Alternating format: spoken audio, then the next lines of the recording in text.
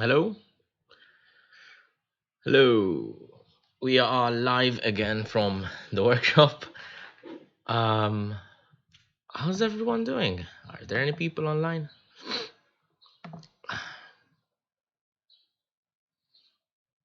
Just wait a couple more minutes until a couple of people join. So where should we get started today? First of all, I put a poll up yesterday and on Instagram, on my Instagram story, to see what project I'll be doing today on the live stream. And I think it's time to see the results. Um, I voted as well because obviously I want to. There's some things that I would like to do, but out of all of them, I would like to do all of them, to be honest. Okay, so we have the options of foam weapon prop, making a foam weapon prop. I was thinking something along like a dwarven design or something like that. Warhammer miniature painting, which are the small tabletop war games miniatures. Um, I let me see if the audio's okay. Yeah, audio's fine. Perfect. Okay, so yeah, we had the foam weapon prop, we had the Warhammer painting, we had a quiver carving. I still have quiver blanks to carve, which was a popular option. And we also had painting a 3D printed gun, which one, surprisingly, I honestly thought that that was going to be the most boring thing to do, like on stream, but hey, people want to see that, so we'll do that. So yeah, with 10 votes, we have the painting 3D printing gun, 6 votes quiver carving, then foam weapon prop, and then Warhammer painting. I guess not everyone's into Warhammer, but yeah, it's there. So if we're going to be doing the 3D painted, 3D modeled gun, 3D printed gun rather, there are a few techniques that I'm going to employ today. Basically, obviously, we're going into prop making a little bit, and I have a lot of influence from huge um, prop makers around the world. Like Bill Doran, Brittany Doran, like Punish Props, Adam Savage, brilliant prop makers, and I've learned a lot from them as well. So a lot of my techniques that I'm going to employ today, I actually learned it from these kinds of people. So I would highly encourage you to go and visit them. So we'll be doing some tedious sanding of props. We'll be doing some overall how do you say, undercoating. Just give like a priming layer where we can put the paint on. I'm going to try and give it a lot of attention. Usually when I'm doing these kinds of props, which are usually for myself, I tend to cut corners and not make them like perfect. But for the sake of this video, I'm going to try and be rigorous in my process. Um, so yeah, I'm going to try to sand a lot more. I'm going to try and get into the details properly, and obviously in the end we're going to do the actual painting and the weathering, which like gives the prop life. Now, one thing I have to mention is obviously I'm going to be using spray paints. I'm going to try and make my airbrush work, and I think I know what the problem is. In the past, I have an airbrush. Um, but it comes with a small compressor for body paint. So probably the problem is that the compressor isn't strong enough, but I don't have another compressor. So I'll see if I have still enough paints to use with this kind of compressor, because that's probably why it wasn't working in the past. And then we'll see if we can make it work. If we do, perfect, because the airbrush will really make our life a lot easier when we're doing these sorts of things, these sorts of projects. But if not, no worries, we have paints and brushes and spray paints, and that's enough. But yeah, speaking of spray paints, I'm going to have to open the door, so there will be a little bit of noise from cars going by in the street and maybe a couple of people as well. So you're going to have to bear with it a little bit. It's not going to be all throughout the stream, only the parts where I'm going to be spray painting. Also, there will be a little bit of slight bit of noise today when we're drying the props, because one thing to quicken the process of drying paints is using a heat gun. Well, not a heat gun, a hair dryer, but my heat gun has a setting which can go down to a hair dryer mode, kind of, so it's like 50 degrees, so it's a very gentle drying heat. So yeah, and we start with people running in the street and shouting. Perfect. Okay, so let's show you what I have on the workbench, and then we can talk about the prop that we're actually going to be painting. So Um, let's see. Let's see. Do. Yeah, okay. So it's going to work in the same way as we did last week, where basically I have a camera here where I can be talking to you, but actually the main area will be here. I probably won't be doing most of the painting here. I'll probably be doing it out there or closer to the door because I need a bit of a ventilated area. And unfortunately, the mask that I had for it's not a respirator, but it was like a filtered mask for spray painting and that sort of thing. I just had to throw it away. It got too dirty, too dusty, and I thought it's best to get rid of it and get another one.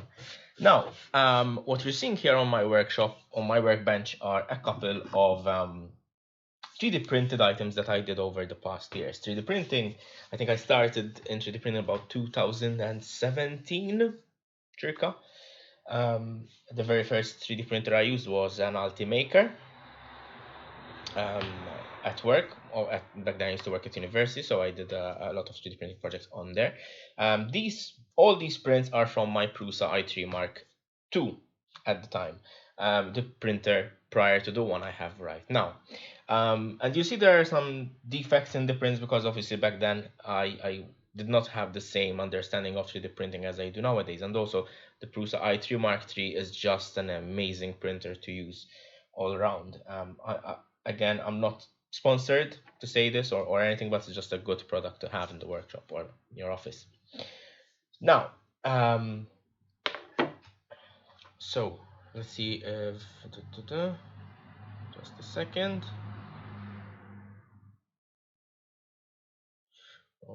Okay, and there we go. Okay, so 3D printing, I 3D print all these things, but these are things that I have downloaded off a website called Thingiverse or My Manufacturer, and I'll show it to you in a few. Basically, like for example, this is a Skyrim. Let me put it in frame. Skyrim steel, Nordic steel dagger. If anyone has played Skyrim in the past, I'm sure you've seen this.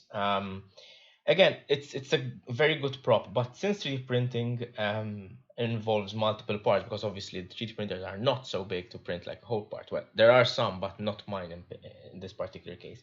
You can see like seams where I 3D printed, where I stuck it together. You can see seams along the blade, seams down here. I don't know if it's very visible on camera, but it's there.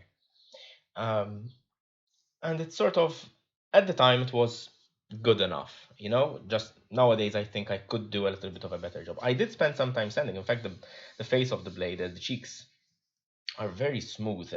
It's just I could have definitely done a better job. Also, it could have been the case that the PLA that I was using these are all PLA plastic and not ABS. It was a little bit too bad. I recall these were like a dark gray.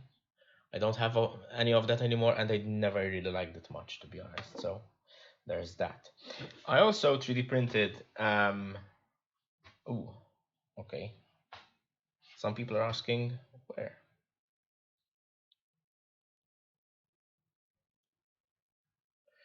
Let's see. Maybe there's a problem with the stream. Oh no, we have viewers. Hi everyone. Perfect.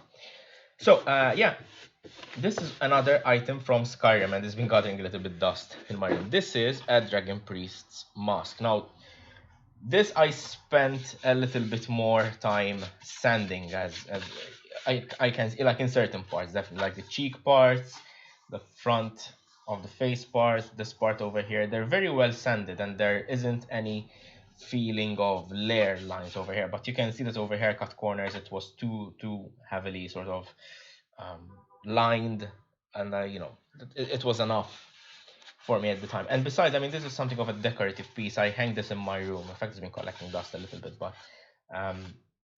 yeah, I mean, you can see the difference between the two. And this one, I believe I painted with rub and buff, which is a compound, which is a wax compound with like metal particles in it. I believe that I used the pewter for this. And this one is a spray painted brass. So you can see that you can get like the metallic effect very easily using even common materials. And in fact, I didn't even bother painting the back because this is just a decorative piece, and besides, it's a mask, so no one will see the back. But yeah, these are made from the same material.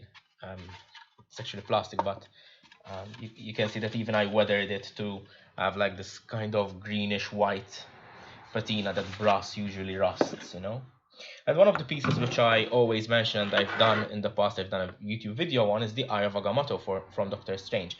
Now, as I said, all these, and obviously the sling ring, these basically use the same technique. I use the same spray paint for both of these, but the weathering is different. I use a black wash for this, and I use some like different colors, and there's colors, and I also installed an LED in this one. Now I think the battery is about to die, but we can replace it eventually. See, now usually when I'm making these projects, like from one project to the next, I can sort of see where my failings are and sort of how to improve on it. Like for example, the Eye of Agamotto piece, it's a brilliant piece, but also the gem in the middle, while I think it was like a stroke of inspiration on my part, because it was something that I never had considered before, to cast a gem and put an LED in it, it's not diffused properly. So while on camera it looks really nice, in person it doesn't, because you can see like the actual LED in it, like a small bright spot, and then it just diffuses out. And you know, there are things that I can improve upon. Like for example, this one over here, you can see that I really spent some time sanding everything. So now on to the main piece that we're going to be working on today. Let me just get these out of the way for a second.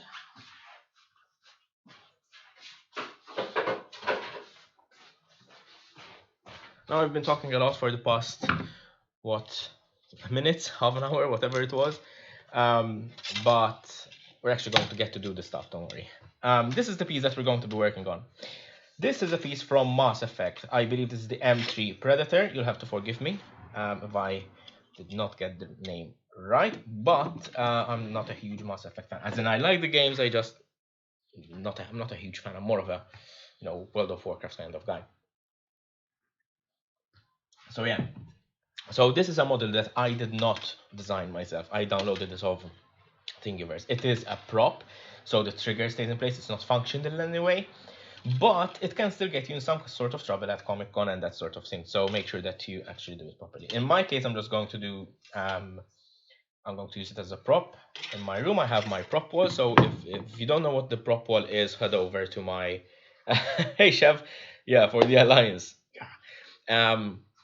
If you don't know what my if you don't know what my prop wall is, there's a YouTube video which shows me making the prop wall and hanging up all the different props I have there. And I think recently I put up a photo of it as well. It's where I hang all my geeky stuff that I made or that I bought over the year. So it's pretty cool. So yeah, I got this model of Thingiverse, and I'm going to show you Thingiverse in a minute. But also, if you get into 3D printing, also try to learn 3D modeling as well. Like for example, this is I don't think you can see it very properly, but and the current lighting, I'm sorry, it's a little bit off. But basically, this is a cookie cutter, huge cookie cutter, really, for a Minecraft pig face. So I've got the nose, the mouth, eyes, and everything. And I 3D modeled this, I think 2 days ago, printed it yesterday because my girlfriend wanted to have a Minecraft cookie cutter, and she didn't have one. So there. I mean, you can. There's like 100 million things you can do with 3D printing. It's not the first time that I needed something quick, like a couple of hangers or like a bracket or something which holds like low weight, like a low weight.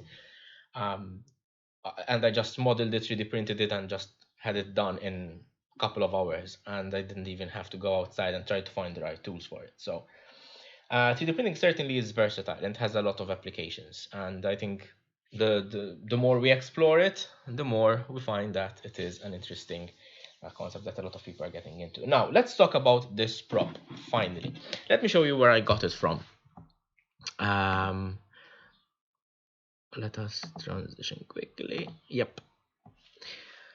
So let me see if, okay. So this is basically Thingiverse, right? It's by MakerBot. MakerBot are a group of, it's basically a company that makes 3D printers. Like MakerBot was, I think, one of the first 3D printers that was sort of marketed for consumer purposes. It was still expensive and it had some proprietary software, I believe, which is why a lot of people, myself included, opted for another brand. However, they have this cool website. It's Thingiverse, right? And over here you can sort of search whatever you want, and you will find the different items, and we'll have a look at it in a second. But basically, this is the one that I downloaded. This is the M3 Predator pistol from Mass Effect. It was by Data54, so as I said, it's not mine. Ooh, it's not. Why does it keep on popping up? Never mind. So yeah, Data54 made this model. I didn't do it. I printed it in 2 parts and stuck it together, like you can see over here. And one of the cool things that Thingiverse has is that you can click on that icon and you can see the model in 3D. It's really cool when you're trying to figure out the best way to print this, right? So yeah, you can go on Thingiverse and you can look up any sort of thing. You can find a lot of different items, like from drones to key holders, as you can see, like Pokemon stuff, loads of it, hinges, anything, like anything you need, you can find it on Thingiverse. Someone must have made it already, and if not, going on to Fusion 360 is a good way to, yeah, just make your own stuff. Okay. So yeah, you have to forgive my the back behind the scenes thing. Okay, so we're 20 minutes in. I think it's about time to get started. I'm going to have to move some things around, but let's have a look at this first. I already attached this. This is already sanded and primed, but it is not perfect. So I'm going to go back and sand over it in some areas and make sure that it is nice and smooth. Like over here, I can see some layer lines. I'm going to try and smooth them as much as possible over the front over here and the nozzle. I've got some like defects, paint defects over here, probably where while it was drying it touched something. I'm going to try and make this look a little bit nicer overall. This is already primed with a filler primer. But over here, see, you can see like this defect. That's probably because it was printed upside down. It is where the supports were, and with the Prusa IT Mark II at the time, we didn't have like surface supports, so it wasn't very good. But we can fill that in very easily using a variety of techniques, which I'm going to show you. I'm going to leave this piece of wire here because it's handy to hang it from, and let's get started. So I usually keep all my sanding, like prop sanding tools over here. I've got like sandpaper, sanding pads, sanding sponges, and one very important messy feature, baby powder. This box I've had for years now. Baby powder and super glue. This is a technique which is really useful to have to fill in like these sort of spots. I'm going to remove my watch because I want to avoid getting powder and glue on it. However, you can also use something like this. This is wood filler. You can use caulking, you can use spot putty, Bondo you can use. I don't have any of those in the shop. I do have this. But the reason I'm not going to use this is because this takes 2 hours to sand, as in to harden enough to sand. So I don't have 2 hours to wait for something like this, you know. So I'm going to do super glue and talc. Now, this would go even faster if you had a super glue activator, which I don't, but the talc itself also sort of makes it harden very quickly. So basically the way this process would work, let me get a clamp so we can have it steady. Basically what we're going to do is fill this up with baby powder, try to smush it down, and then drop a couple of drops of super glue, because this is a very fast drying one. If it wasn't a fast drying one, like a gel or something like that, I would mix it in a silicone container and then apply it like a paste, like a normal paste, so people in the chat, good morning, hello, how's everyone doing?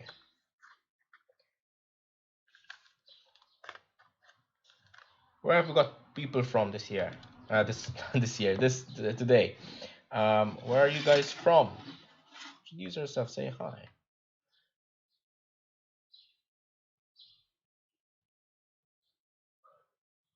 Oh.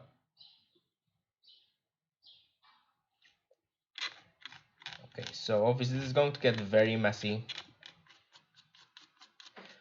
Basically, I'm just smushing down baby powder in all the areas. It's not going to grab as much for now, but now we use the super glue. Sorry, chef, what are you referring to? I'm going to put a... Okay. The super glue doesn't initially want to mix very well with it, but that's fine. We just mix it here on site. Obviously, this we're going to be throwing away later, but I'm going to try and... Yeah, it's a very messy process, this one, but it's also a good sort of... It's a good technique to use when you're in a pinch.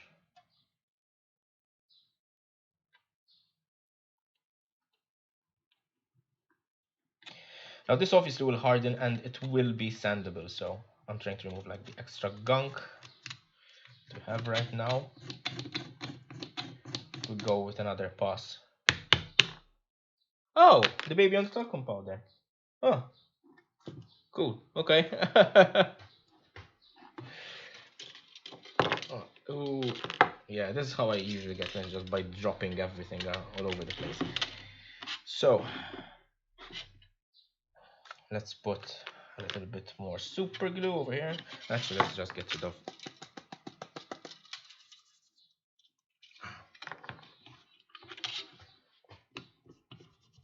I can already feel it's dry over there. I think most of the baby powder, since it's a very fine powder, it will absorb the super glue.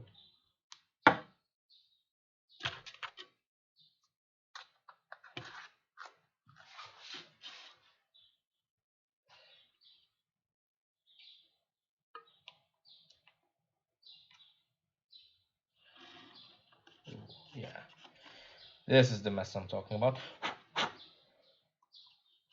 This feels like prop making now, yeah. Okay. Okay, it's very important not to get any super glue, talcum powder in areas that you don't want there to be any of it. So like over here at the side, we'll go over and sand it flush, but the less you have, the better in general. So yeah. Now let's get another stick. Popsicle sticks are a good tool to have in the shop, especially when prop making. Now we'll just clean up the sides like this. I can see there's a crack over there. Let me see if I can get it on camera. There's a crack over there. It's the seam. It's the seam where basically the two halves stuck together. Let's see if we can maybe fill that in a little bit. Probably I'm going to fill it in first with a drop of super glue, not much, just a tiny drop, and then again baby powder. I'm being very aggressive, so probably I could do it a little bit more finesse in these parts, but yeah, I'm not very well known for my finesse. I have to admit though, smells bloody nice in here.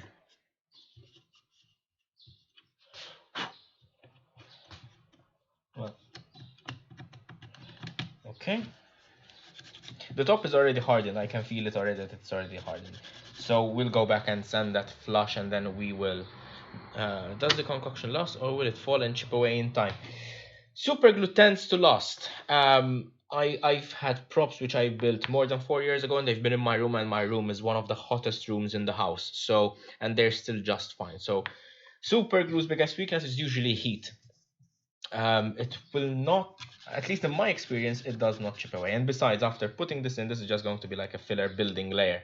We're going to be covering it, we're going to be priming it and filling it again and sanding it and then painting it. So all the different layers is going to hold it in one place. Okay.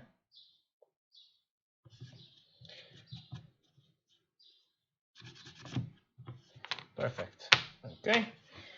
Now, I think it's best if we get some compress there to remove the extra dust. So it's going to get a little bit noisy.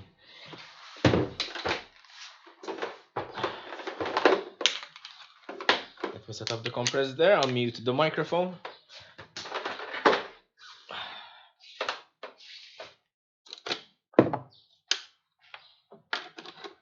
Let me mute the microphone just so I don't explode your eardrums.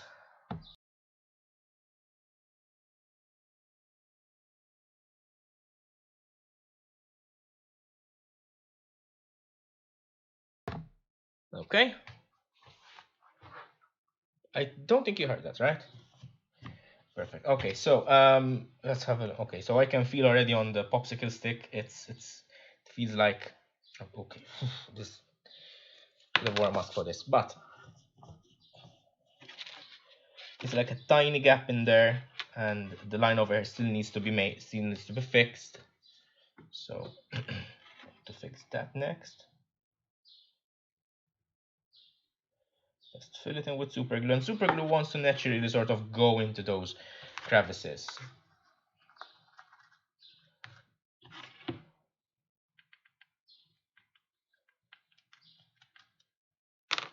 So using the old popsicle stick, want to smush it down. Yeah, getting baby powder all over everything. The workshop is gonna smell so nice for weeks. Okay.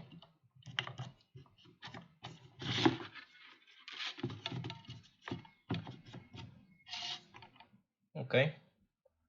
Yeah, this is, yeah, it's rock solid.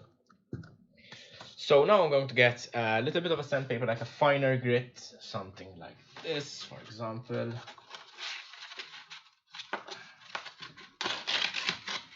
This is a 220. 220 is a fine grit, but also like in terms of prop making, it is not such a fine grit after all. I'm just going to remember to close the super glue so it doesn't dry out. Perfect. And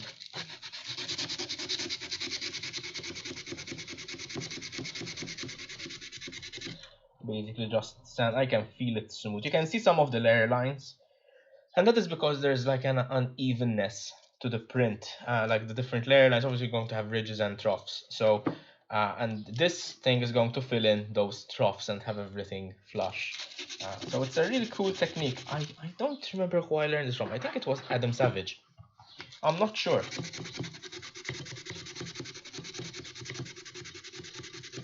I'm just sending it to remove like the extra stuff and make it all flush, and then I'm going to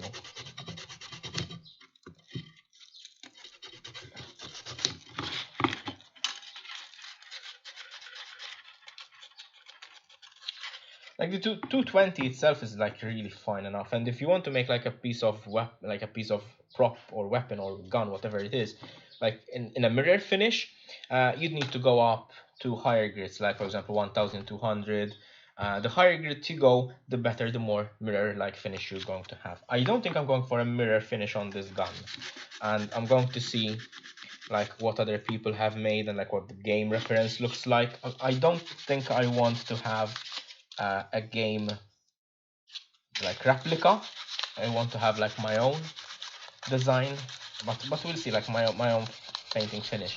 But we'll see about that. Basically, I'm just going over all the areas which I'm feeling a little bit rough. Over here, for example, the layer lines are in a sort of lengthwise manner, so it's just going to you can sand along the layer lines, but it's better just sand across. And since this has already been filled, I can feel that some of it will actually be sanded down. I'm actually going to remove this piece of wire. I'll redo it later. It's just getting in the way so much. Okay.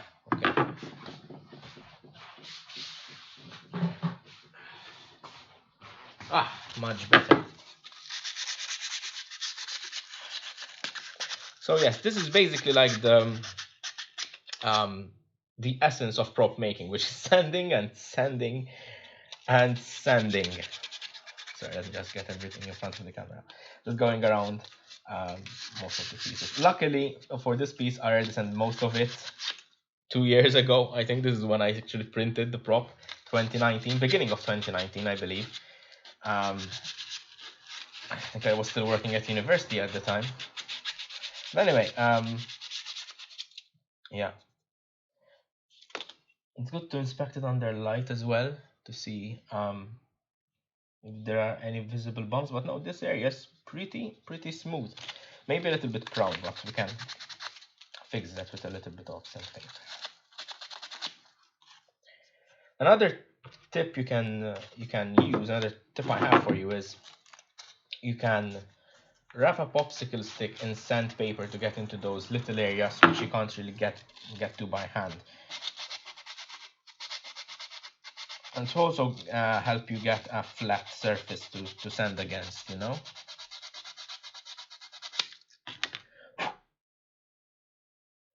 Okay, so that area definitely isn't perfect over there. We'll have to go back and sort of fill it in with just a drop of super glue. And even like this seam, I think down here as well, I think I want to fill it in and sort of make it smoother. Down here as well, I just fill this in with spray and filler, like body filler and spray primer. Comes like a combo thing. So we've got here. I don't think I can actually manage to do in there. It's going to be tough. We can try though. We can try. I'm not going to bother doing inside there. It's just impossible, and honestly, it will take me like I think 5 days to get it right. Yeah. Okay. Just going around inspecting it. So, who else is on chat today? Let's have a look. Hello, everyone. We're just joining us. First of all, welcome to Corso Workshop. Today we are painting a 3D modeled gun. So something which I 3D printed gun. So this is, I printed it about 2 years ago, and we're going to be finishing it today. That's how long it takes me to do something in this workshop. So let's fill in a little bit more. So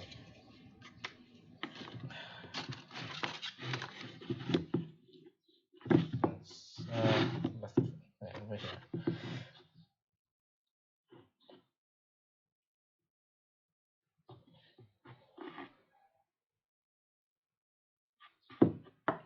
Okay, I'm just letting the super glue go in the crevices. And then I'm just going to be applying talcum powder, the baby powder. Okay, using the old one, I'm going to smush it down in there to get into all the nooks and crannies I need it to go in. And then, oops, sorry. Okay. Always go back and clean this up. Why is this splintering?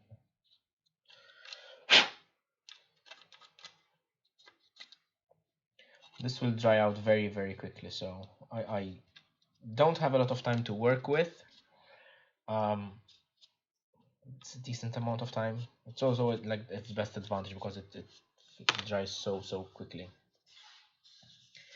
Now, here we can just sand it with sandpaper because it hasn't got any particular irregularities. Most of what I'm trying to get rid of are these, like these kinds of big lines. So let's see. Got a lot of wires all over the place today, so.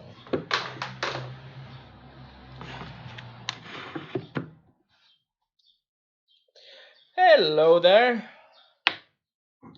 Nice of you to join us. How are you?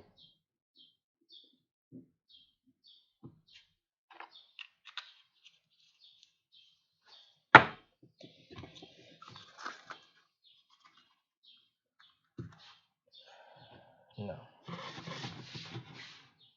Just going to try and do it like this. I don't know if you can see properly, but yeah.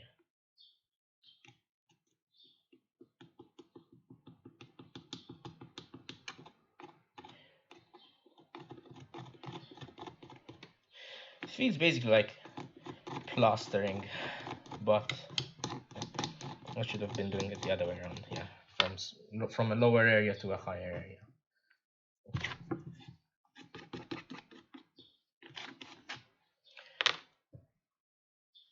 Let's apply a little bit more super glue. Drop on each panel. It will flow wherever it wants to. This is pretty liquid, so yeah.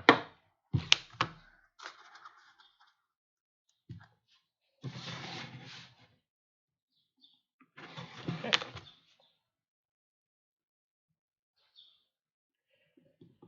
So yeah, Skyfoon, welcome to the chat. If you've just joined, we are preparing and painting a 3D printed gun. This is the M3 Predator from Mass Effect. No, it's not perfect, but it will work, I'm sure.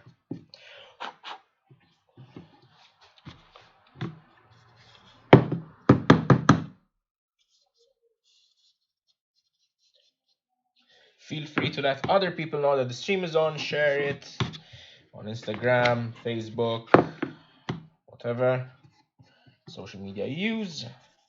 The more the merrier.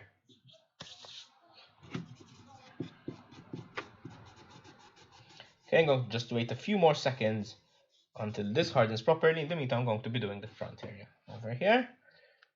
I'm going to apply talcum powder first. There's no really real proper order in which to apply them. So yeah.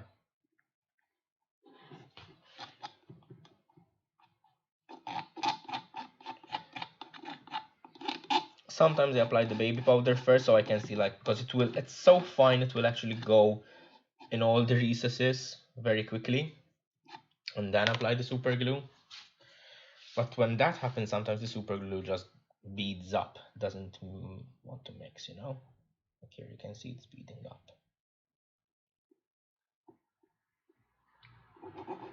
Help it along a little bit,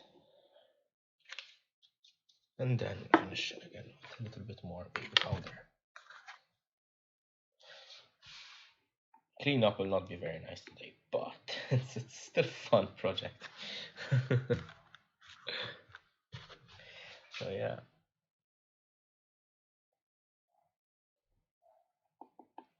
I'm going to let that dry a little bit because it feels like a jelly.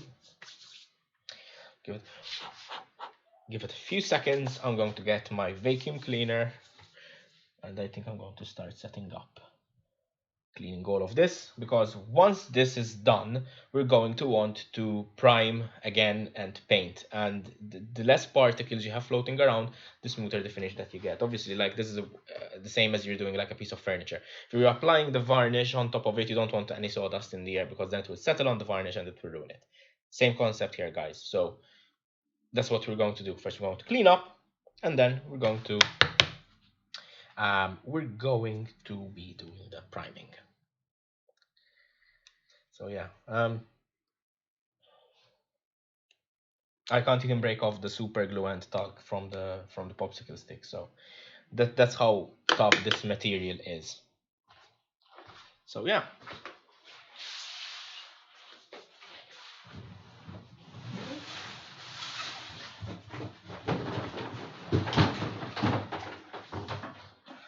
Here's a pro tip. If you have an old vacuum cleaner, keep it for the shop. Don't use the regular house one. Family members will get mad. Sorry about that. Yeah. So let me clean up quickly.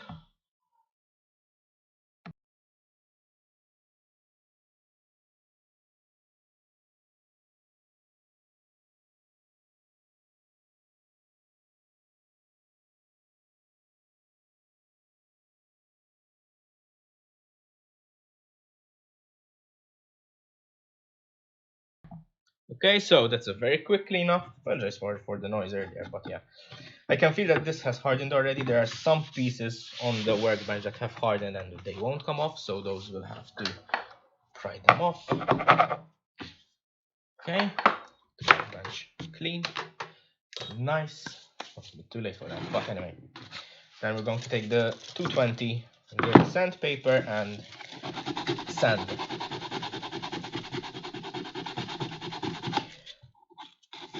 Now obviously over here we have a little bit of a build-up, so that we'll have to get rid of with a lot of elbow grease.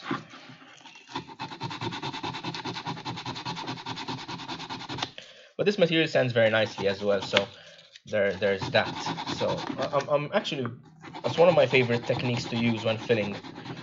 It just is such an easy technique with very cheap materials. Very affordable. You don't need to buy like Bondo or you know, spot putty, which all serve their use. They're really good, don't get me wrong, but like this is a very good beginner entry level technique to use.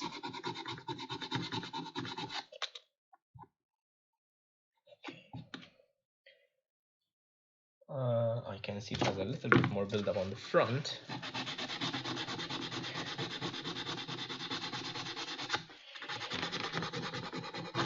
So yeah, if you have any questions that I can perhaps answer, post them in the chat. I'll see them and I'll get to them as best as I can. Chevron asked a good question earlier. So he asked whether the super glue and baby powder will fall off. Like, is it durable? Is it good paste concoction? He called it. And to my knowledge, it lasts for a very long while. I've never seen a prop that chips off because of this. The important thing is to seal it properly. So yeah, it's quite a durable paste. Trying to feel with my finger where it needs to be sanded.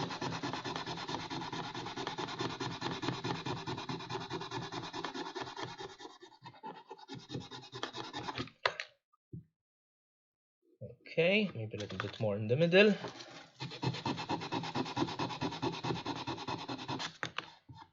Okay, that feels okay. That feels okay. Now let's go over the midsection here. Now this is going to be a little bit tougher because we've actually got steps, 3D printed steps,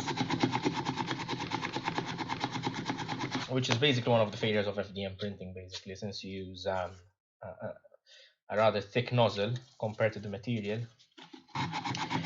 It introduces like layer lines in the forms of steps. But then again, it's one of the cheapest way to like fabricate materials. So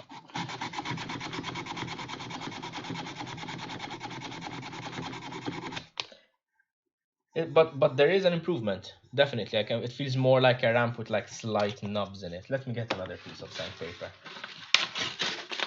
Keeping fresh piece of sandpaper is important because it gets gummed up very easily. You can keep on sanding for 3 hours when instead you could have spent just 15 minutes using a fresh piece of sandpaper.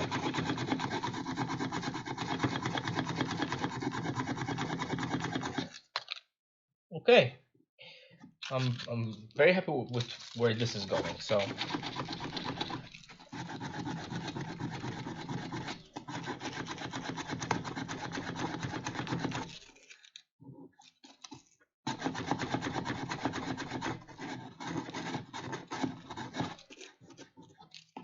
okay, just cleaning up the edges just in case there were some overspills.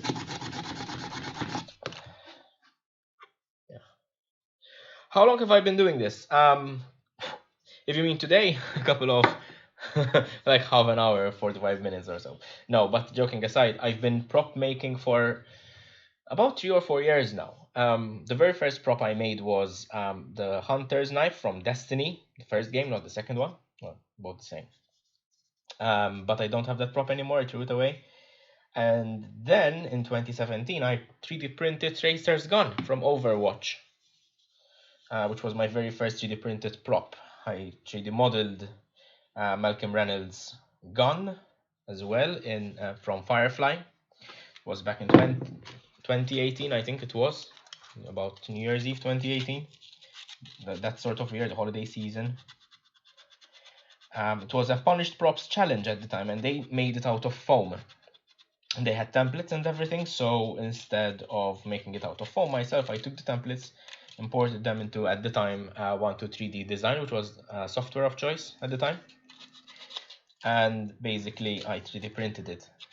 I made like all the details and the knurlings and everything. It was really cool. It was a fun experience. I actually finished it by February, so I didn't make the cut because they actually needed it done by, I think, January, so I didn't feature in their video. But you can see Malcolm Reynolds' gun, I think, further down on my Instagram page.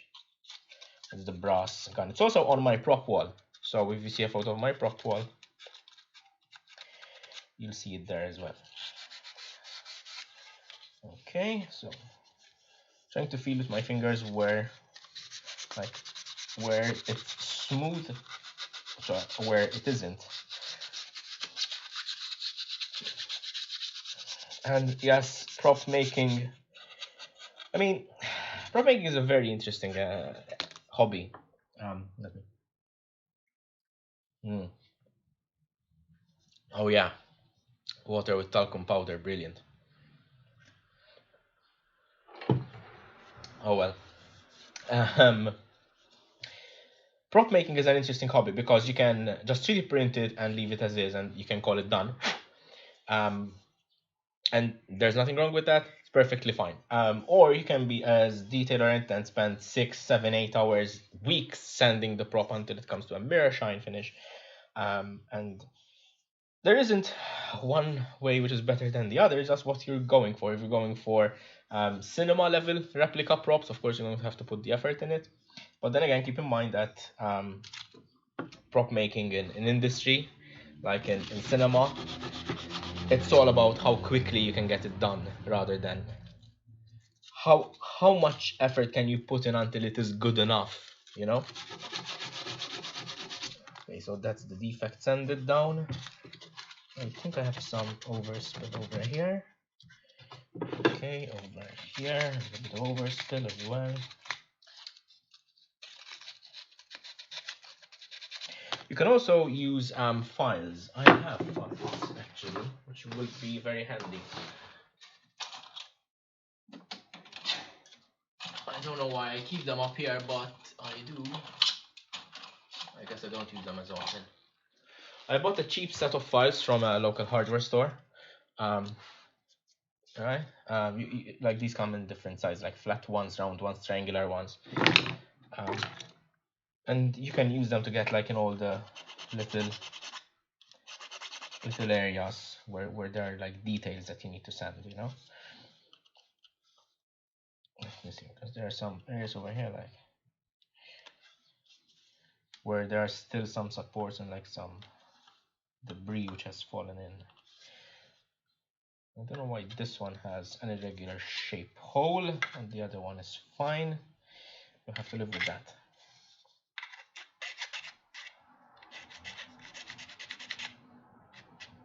Okay, let me see.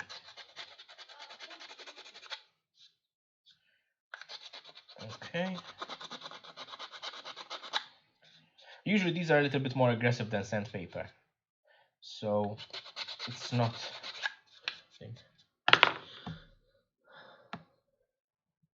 Okay. Okay.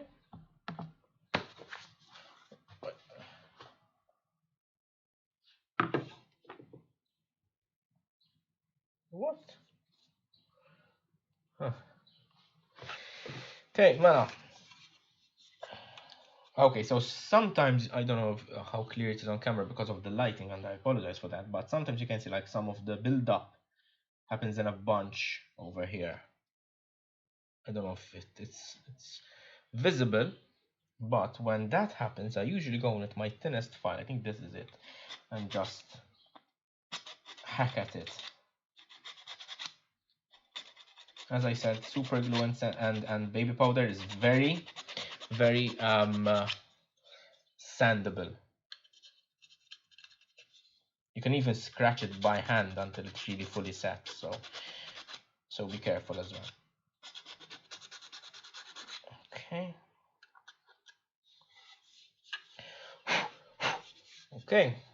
Any other major flaws? I need this part can be sanded by hand.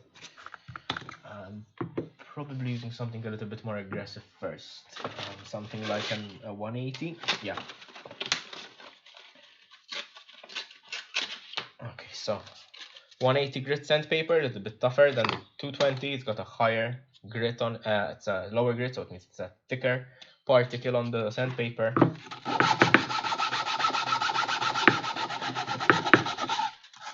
And basically just sand away.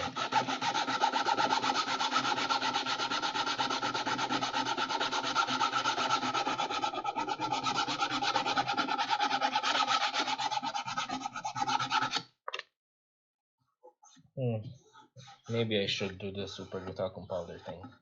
Helps it get there quicker.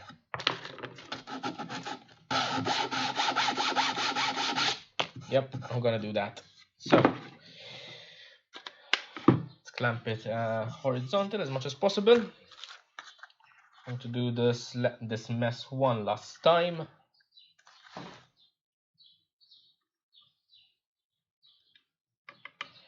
Okay, try to get as much of it on the prop instead of my hand.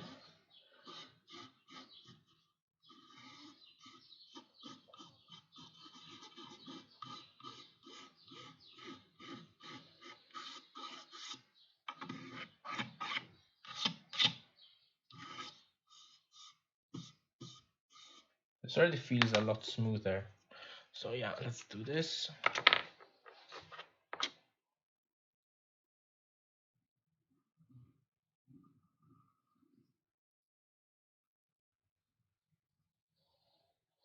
I'm just going to help it with the nozzle itself, just to get it there.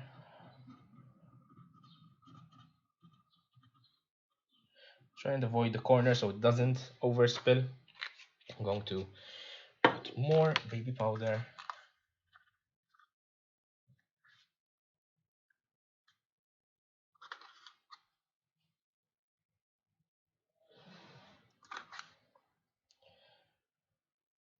Maybe this is a little bit overkill, but yeah, it's definitely overkill, but it works. Okay, and again, it's a paste now, so we just smush it down in the layers.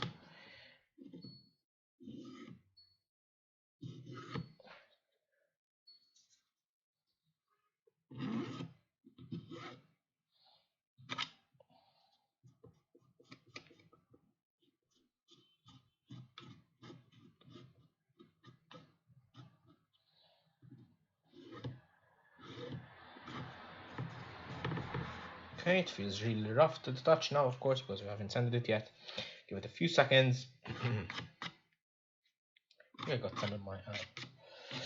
Okay, so it's almost dry, just a little bit. Cheers! Thank you very much for joining. Skyfoon, nice to see you here now. Okay, so yeah, it's an absolute mess.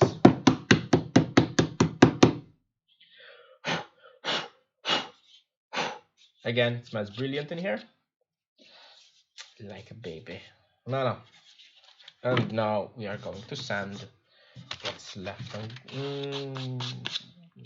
Let's go with the lower grit, then go to the higher grit. I think then we can call it quits, clean up, and go for the actual painting.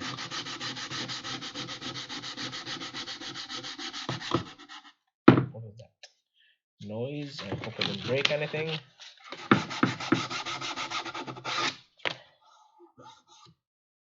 It's not perfect.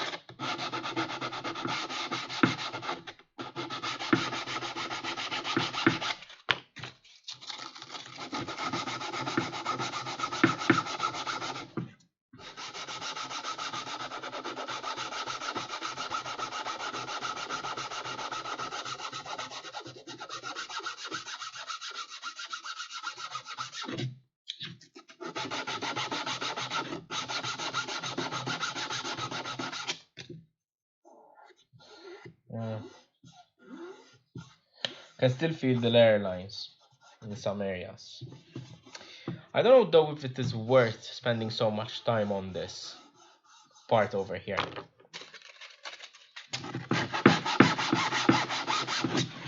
PLA doesn't sand as nicely on its own, so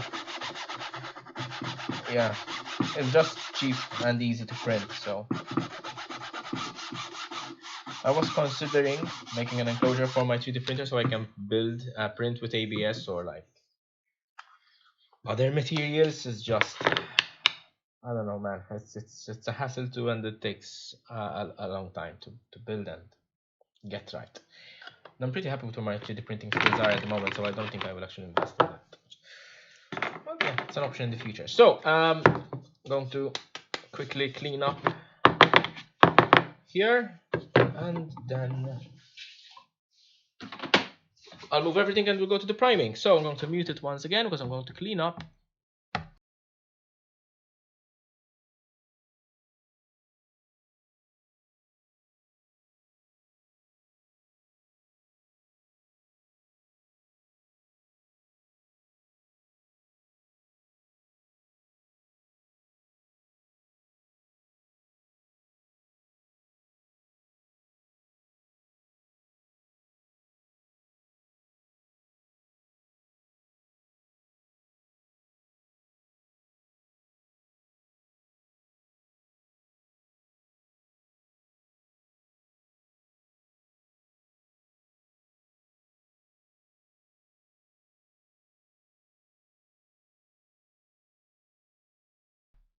Okay,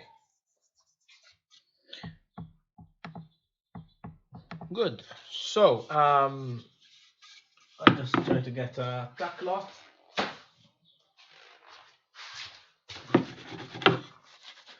Just give it a wipe down.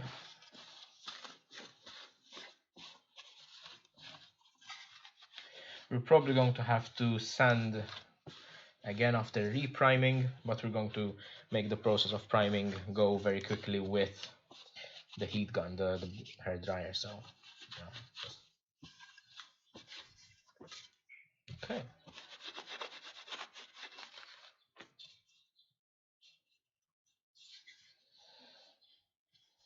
Okay, let me just. There are some proud areas over here. And file.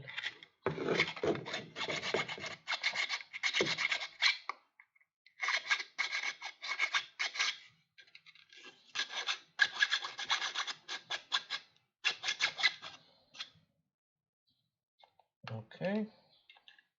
Nothing, and okay. All right.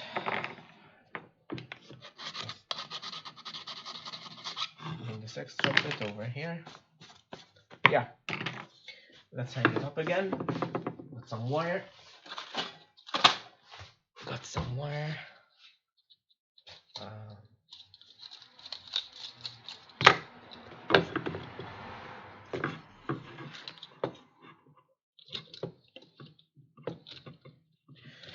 Okay, I don't need a huge piece.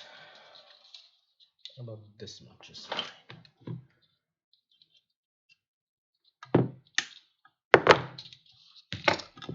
Yeah, this much is fine. I just need to make a hook so later I can hang it on my workhorse.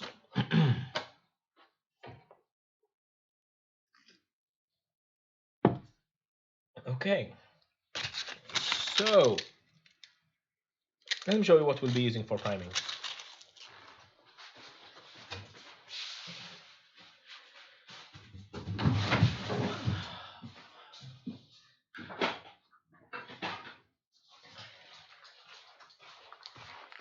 This is the brand of plastic coat. It's not a very popular brand among prop makers in Malta for some reason. I can't understand why. I've always had good results with them, but this is the stuff that I can get locally, like close by from the hardware store around the corner. This is a spot filler and primer, so it comes in 2-in-1, which is exactly what we need when we're priming 3D printed props, because there's a lot of layer lines which we need to fill in, so that we have a smooth finish, or at least a smoother finish. I'm going to start by applying a very light coat all over the areas, getting my hairdryer heat gun and just blasting it in there. So I'll move the camera closer to the door, open the door. We're going to have a different, you're going to have to bear with a few noises in the meantime. So yeah, we shall be right back until I set up everything.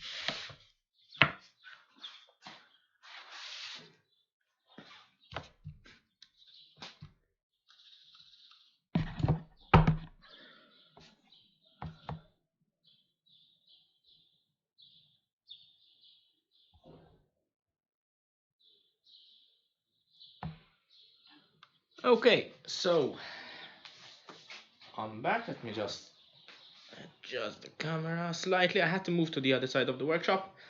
Um, Basically here is like where I'm going to be painting, because I've got the door out here and it's ventilated. So yeah, so the lighting might not be perfect, I admit, and I apologize for that. But I think this is the only best way I can do this, honestly.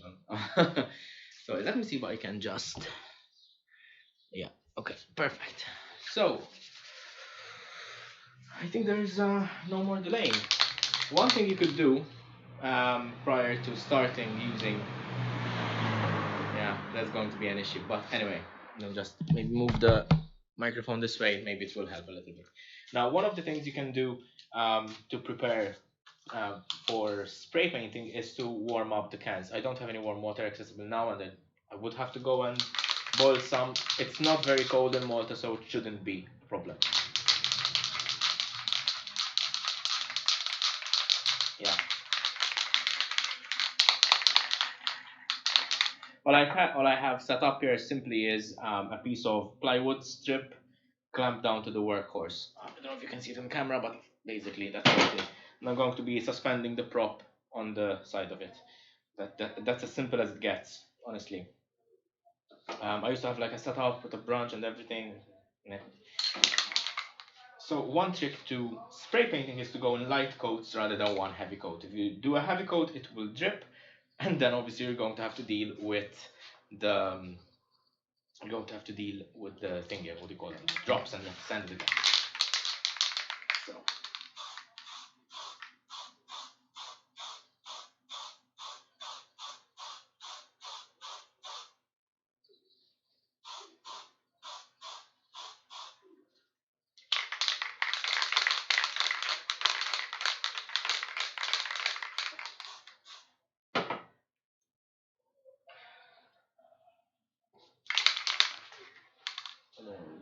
Hope it's still visible on camera, but yeah.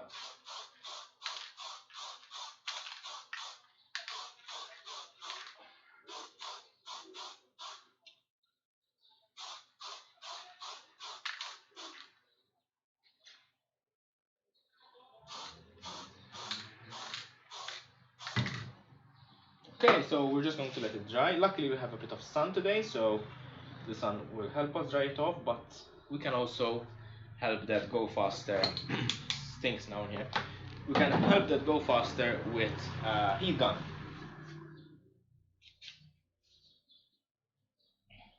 No.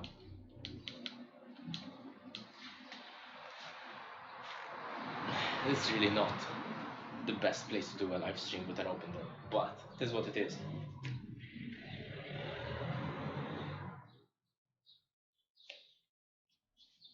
Okay, so my heat gun has two settings. We've got the heat gun mode, which is up to 200 degrees, and then I have the smaller one, which goes up to 50 degrees Celsius, which is about a hair dryer. I'm going to increase the fan so there's a higher airflow, and basically help dry it out.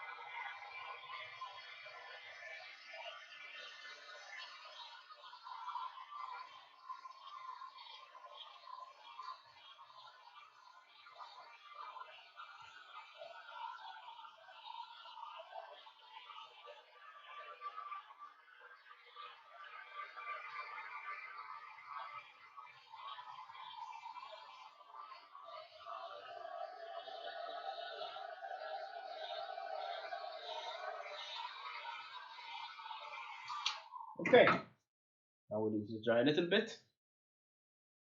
Then we can come back. It shouldn't take too long to dry because I was very, very light on the coats. So there's that. In the meantime, I can show you sort of what the next steps are. So after this dries, we're going to have to give it another base coat of, I have all my spray paints up here. Give it a base coat. I think I'm going to go with a glossy black. The reason being that glossy black tends to remain sort of shiny, like even if it's just an undercoat. And if you do a glossy black and then you're going to do a metallic finish over it, the gloss is going to shine through. Now, I think I want that for some parts of the gun, but not others. I'm not quite sure yet. We can also go for a matte finish and then, go over something. Tell you what we're going to do. I'm going to reset everything back up on the workbench down there. I'm going to leave this to dry over here. And we're also going to try and get the airbrush going. Because if the airbrush works, we can see what paints we have at our disposal. And we can actually plan our process better. So yeah, be right back another time.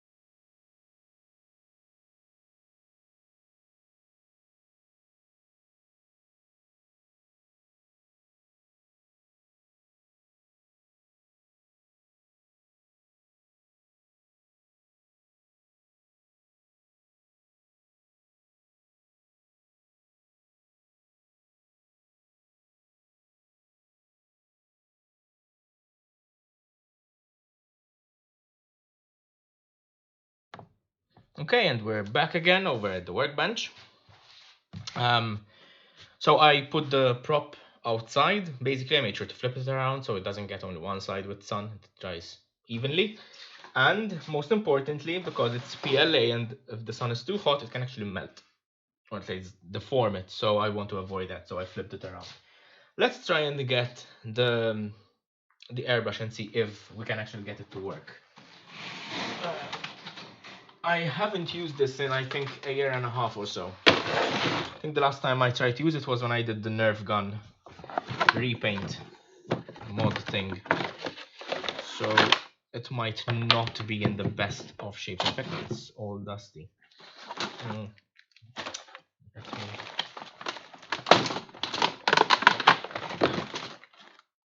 Okay, so these are for airbrush. There's a model air set, model colors, I suppose. Okay, let's get this out of the way. That was yet another box of junk that I have. So this is the airbrush gun thing. I don't have a holder for it, do I? I used to have a wooden base for it. I think I threw it out though. It's okay. We can steady it somehow, I'm sure. I think we can maybe clamp it. Yeah, let's clamp it. Let's clamp it down. Not something that I thought I would be saying, clamping a compressor. Hey, new experiences and all that. Okay, so let's see the best way to do it. Okay, so yeah, let's. I even need to plug in my laptop. I forgot about that. Okay, wait a minute. There we go. There we go. Perfect. Okay. So yeah, clamping.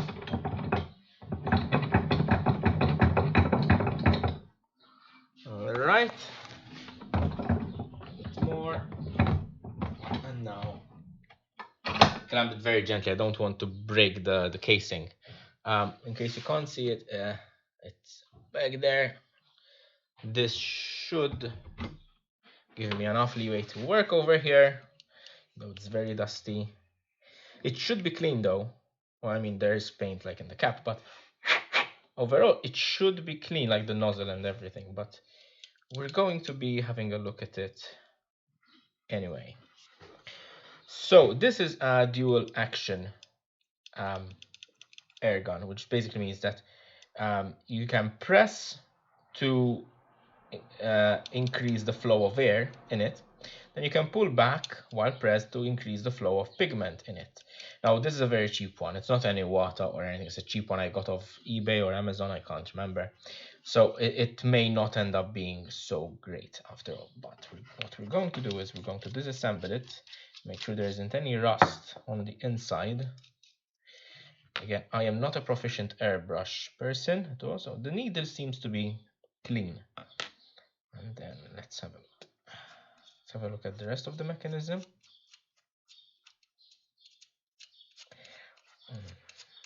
I've cleaned this so many times, thinking that there was something wrong with the airbrush. Okay. Okay. So yeah, no, it doesn't seem to be gunky or anything. So I think we can actually keep on using it the way it is. Maybe run some water in it. Okay. Just close it back up again. And we'll run some cleaning agent, some cleaning fluid in it first, just to make sure that everything is working properly. Okay, needle first.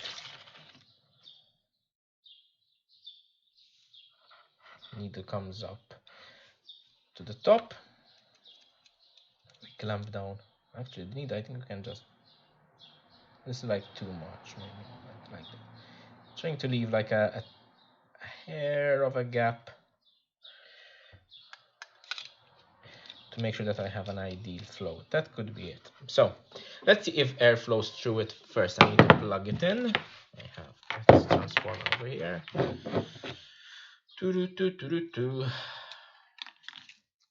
Okay, so let's hope it reaches.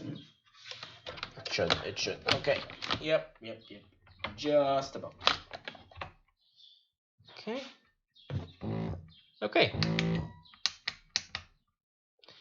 Okay, so the air compressor might actually be a little bit of noise in the background, but it's working and it has an auto shut off, so I can feel the air here. it's flowing. Even when I pull back, it still flows. Okay, so that's very promising. At least everything works as it should. So yeah, okay. Let's run some cleaning fluid in it. I have a bottle here. Airbrush cleaner. Let me get a container so I don't spill everywhere. Actually, yeah, let's try this.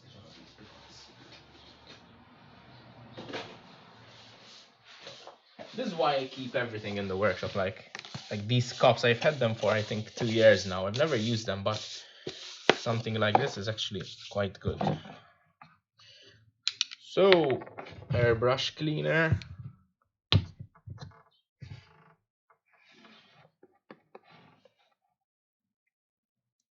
Fill it up a decent amount, just a few. Okay, now. One way to know that there isn't a blockage is by holding the nozzle shut and trying to spray. See? And you get bubbling up. That means that there's no blockage between the flow of air here and the bucket, or whatever you want to call it, the holder. So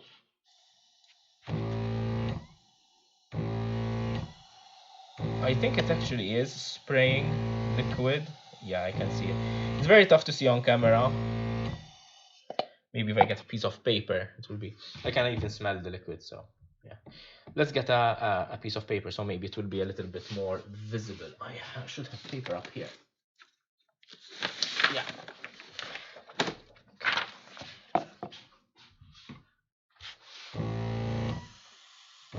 Yeah, and if I hold it on one spot, it darkens. See, that's the concentrated. I think that is going to be a little bit annoying.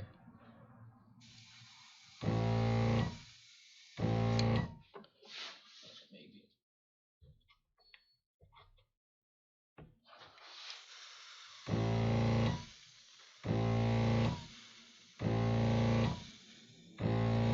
Yeah, because the compressor is shutting down very quickly. It's not an even flow. Let me see if I can modify. I need to just shut off its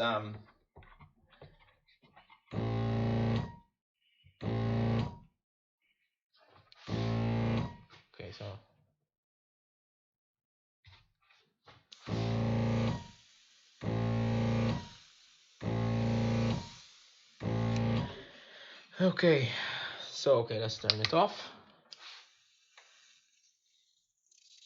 Yeah, splattering doesn't have any air. Okay, so we're getting somewhere with this. Let's remove the moisture trap. I'm not really expecting a lot of moisture in here anyway. And let's see if maybe without this we'll do better.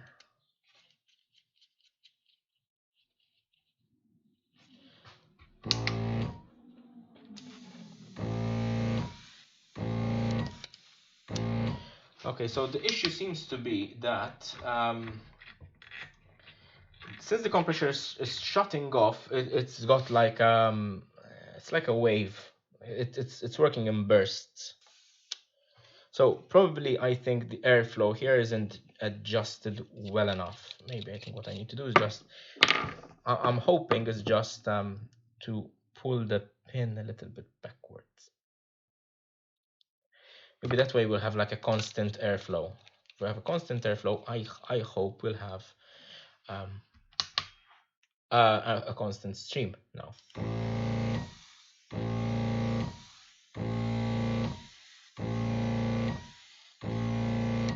Okay, no. Maybe let's get a little bit further back.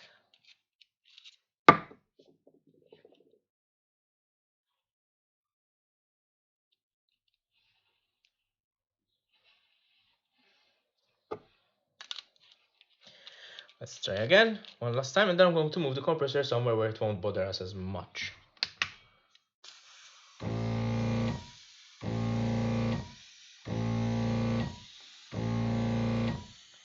Well, it's better. It's definitely better. It's not perfect though. This won't do anything for now, I think. Oh, careful.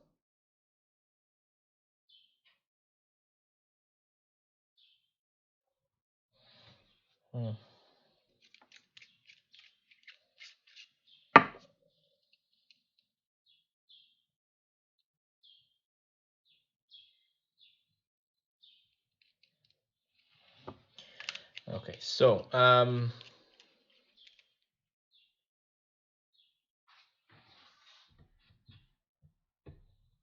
wasn't there something I could fix in here? I think I can't remember. Didn't I screw something here? I think I did. So let's get rid of the extra cleaner. Okay. Let us dismantle the airbrush one last time. I'm just going to remove the whole assembly.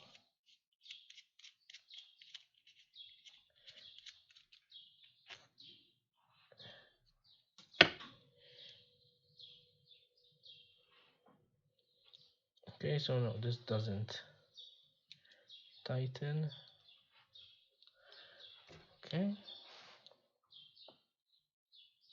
Oh, okay, it's not set up properly in here.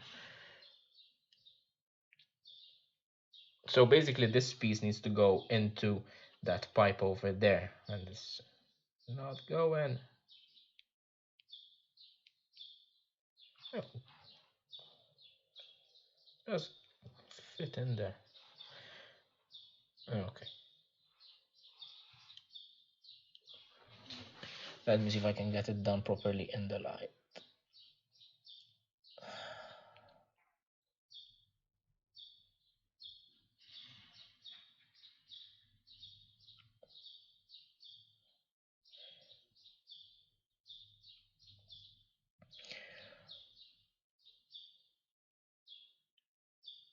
All right. Yeah. See, that's okay. Perfect. So that works. Gave me a little bit of a fright there. Then the needle goes in between there. I'm trying to see whether it was like this or like this. Maybe I think it needs to go like this. Let's see if it fits. Oh, okay, let's just remove the whole thing.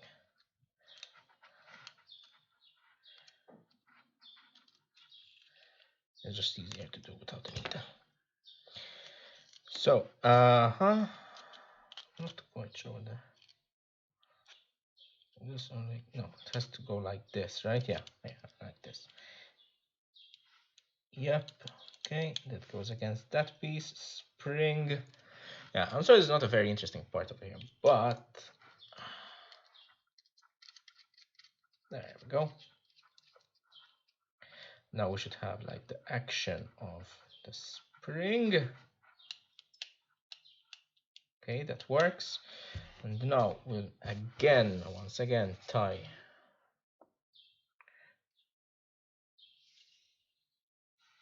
No, we don't push it too far in, so we don't have a very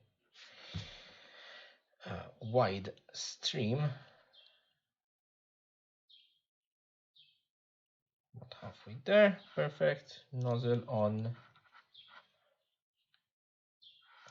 and the back. Now everything should. Fine, let's try. Yeah, perfect. That's exactly what we're looking for. That is perfect. Yes, all right, man. Now we're cooking with fire. Well, painting with water. Let's get rid of this. Let's move the compressor somewhere which won't bother us too much, and we can run a few tests. Actually, I could use this paper. Yeah, I could use this paper. Oh no, I tore it. This is like 90% of my time in the workshop trying to figure stuff out. Good. So the airbrush cleaner worked. That worked. Don't have a look at the model shop, whatever painting things we have. Let's see. We have silver, black, medium yellow, green, blue, red, gold and white. Now these may be a little bit dry. Let's see. Is there a way I can remove the cap? Yes. Are they dry? No, they just need a thorough mixing, which is fine. Let's use a color which we probably won't use there. So, okay, yeah, it's definitely not dry. So black we're going to use, I think, to coat some stuff. Gold, no, but silver, we might mix it with some black to make like a dark gunmetal color. Perfect. Yeah, okay, so that's the silver. Let's do our tests. I think red, I might use red.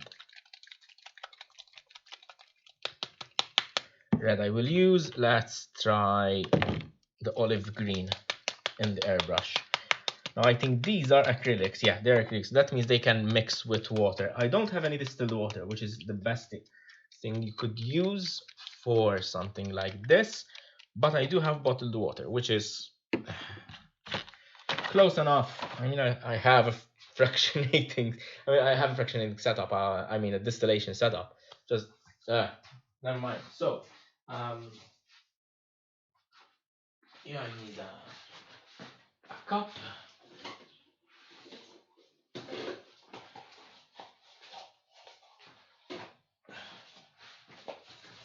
Okay, so here's a cup. Let me just wash it quickly.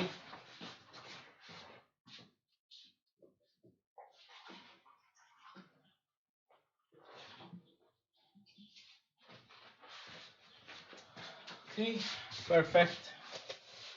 Just a quick trying one. I'm just going to get some bottled water for it. A smaller cup, perfect, so I know the difference between them. Get some bottled water for it, put some paint in the airbrush, move the compressor, and we'll run a few tests. Yeah.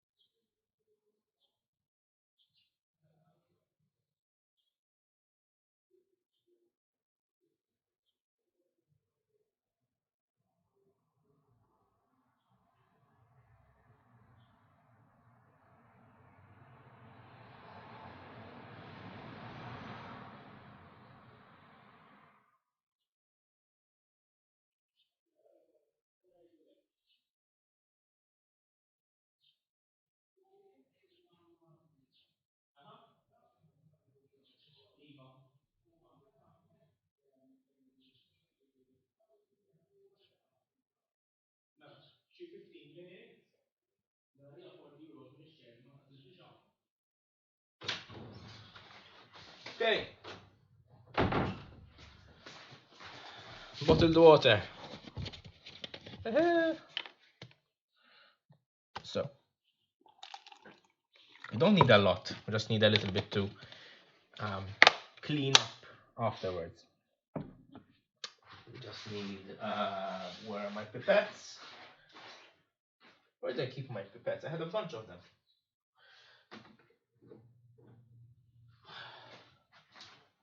Oh yeah, I forgot. Okay. Perfect. Pipettes, airbrush. I'm going to move this here.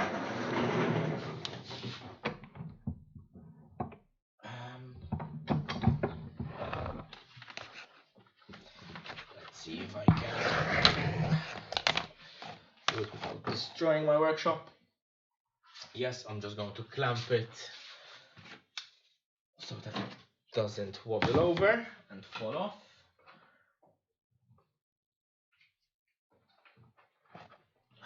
Perfect, that goes there.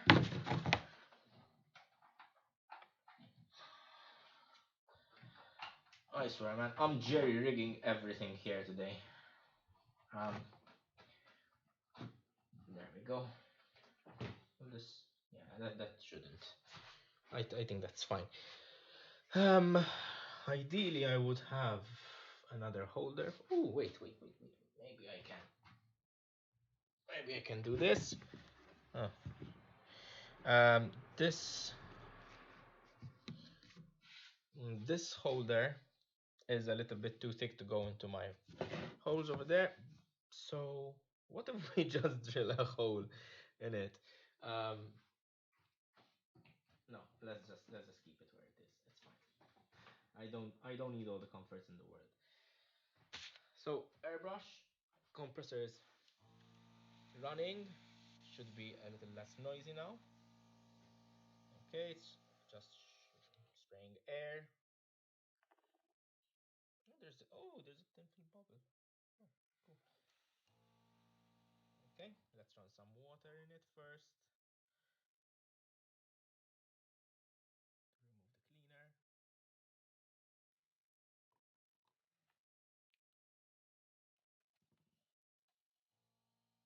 Yeah, you can definitely see the water there. Well, at least I can. I don't know if you can, but yeah. Yep, it's working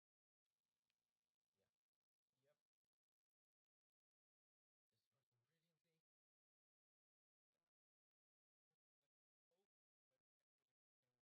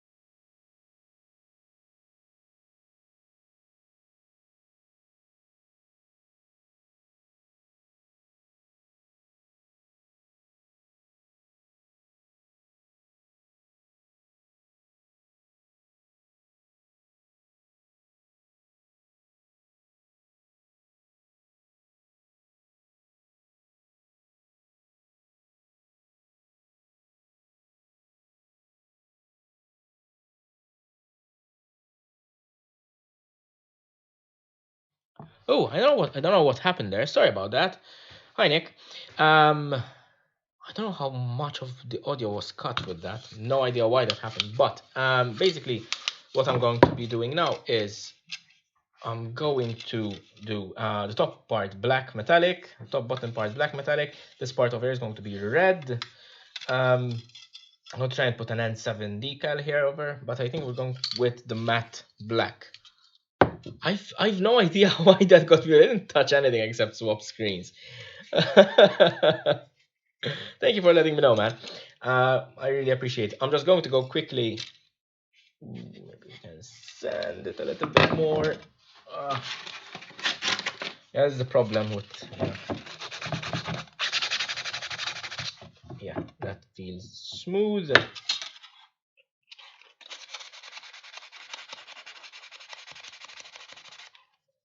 That is perfect. Perfect. That's the problem with prop making. Once you see something, you can't stop. And that's pretty much my process. Okay. Okay, no, I have to stop there. So I'm going to go and spray paint it all black. I'm just going to move the camera so you can actually see me painting, but really, I mean, I'm not going to move the whole setup.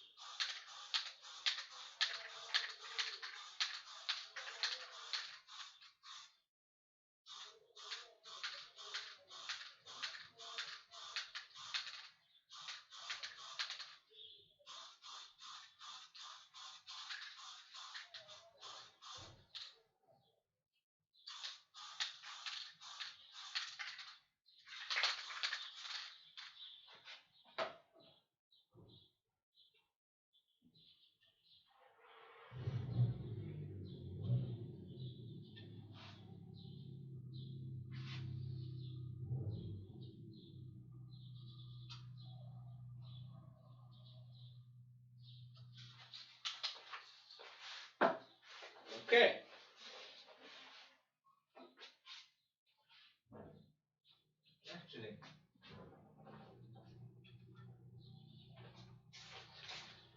Actually, just going to help this along um, with the heat gun.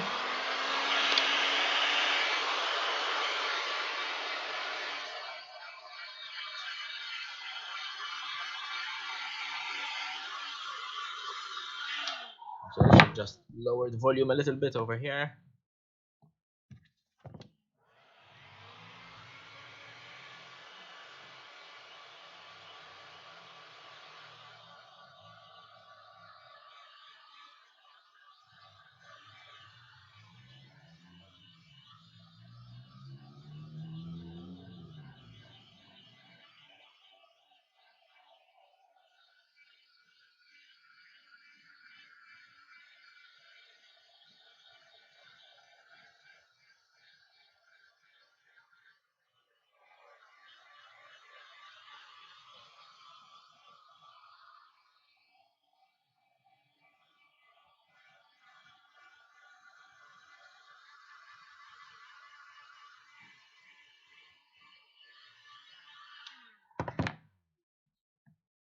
Okay, so I'm just going to hang it outside and let it dry for a little bit. It shouldn't take long.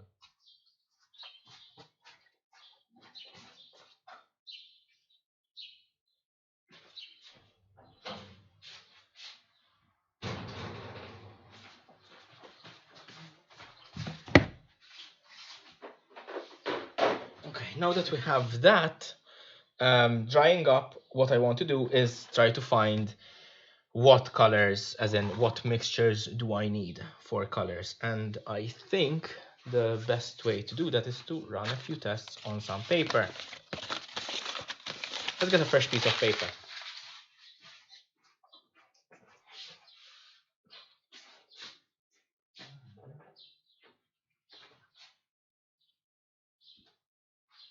And I also got my palette over here, which I'm going to be mixing some of them. I think I'm going to use some pipettes.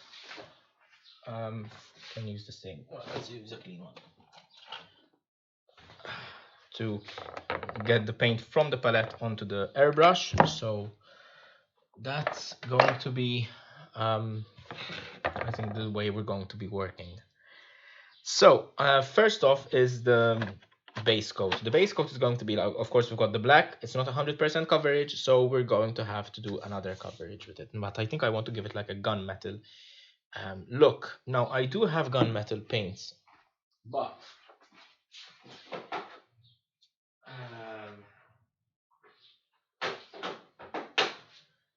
I do have gunmetal paints. They are Game Color, I believe, by Vallejo. Yeah, by Vallejo. But let me just, yeah, I don't think these are airbrush ready. I usually use these for plastics, metals, shake. Well, it doesn't tell you anything about air gun. I usually use these for Warhammer, so they're usually paint on. I guess you could thin them down really finely. I don't want to risk blocking my airbrush today though. So I'm going to try and mix a little bit of silver and black, and we'll see where that leads us. So we have silver here, which is quite runny. I'm going to mix it with some black. Sound should be fine though, now, right? Give that a drop, 2, 3. I want this more black than silver, so let's get a popsicle stick. Let's give it a little bit of a point. I don't have small stirrers. Come on.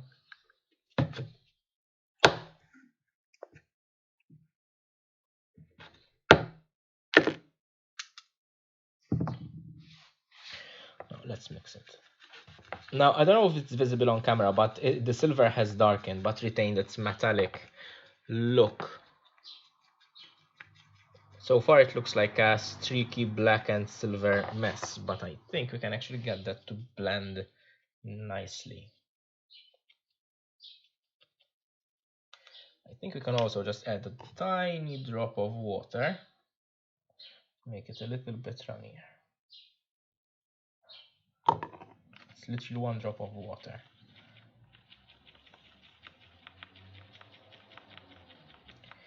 I think I want it to be much darker than that, so I'm going to add a little bit more black. This was the black, right? Yeah. So let's add another 2, 3 drops and see where that takes us. To be honest, I think I should have started the other way around, like started with the black and then mixed in the silver, as in like a drop of silver.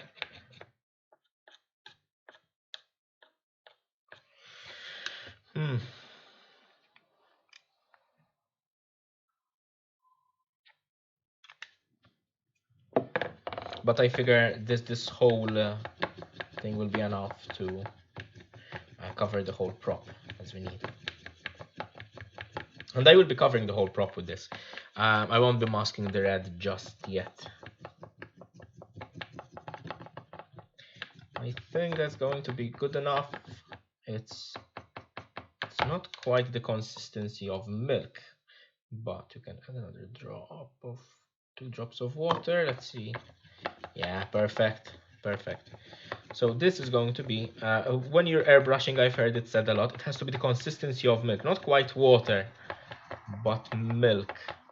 And this looks like milk would behave this way if it were like horribly mutated with metal and black powder. So, okay, I'm happy with that. Let's get another piece of paper. Obviously, this isn't going to be reflective of what we have on the gun right now, but it's a good comparison to get an idea of the colors. So, paper. Ooh, okay, I sprayed. Let's see. Okay, it doesn't seem to be leaving any colors there. Okay, so it means it's clean. I will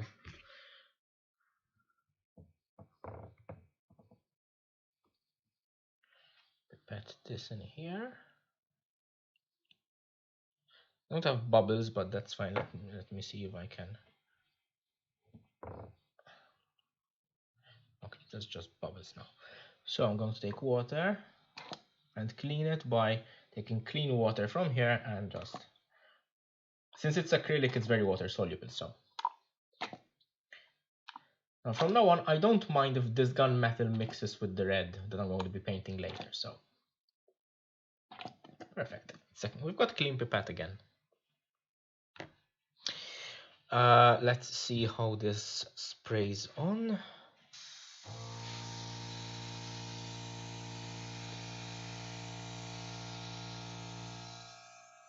That's a very nice. It's splattering a little bit, but otherwise it's working really nicely. But this splatter is something I need to get rid of because that will ruin the prop. It could be that it is the bubbles that have settled here, or maybe it didn't mix enough of the concoction.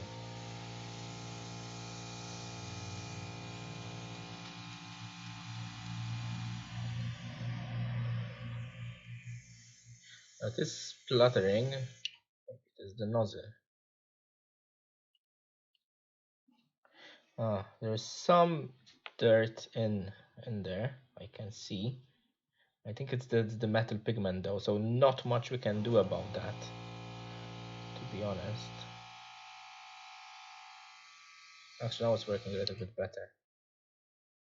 Maybe it was dirt from before.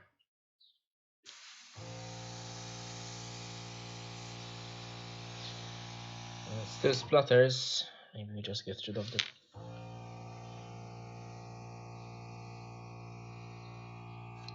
Okay, that's it's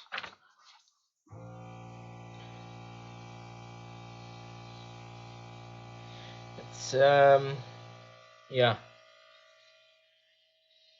It's not spluttering as much. Like it's not spluttering at all. But obviously now we have a much wider beam, which is fine, I guess. I mean, I don't particularly need the fine control, do I? No, I think actually we can use this, and I think we can make do. Obviously there's an initial splutter, and I can sort of control the amount of pigment that goes in. See? Okay, but now I'm noticing sort of almost all of it is gone. So we'll have to mix up new batches. I thought I had enough, but maybe I'm wasting a lot more than I think I am actually.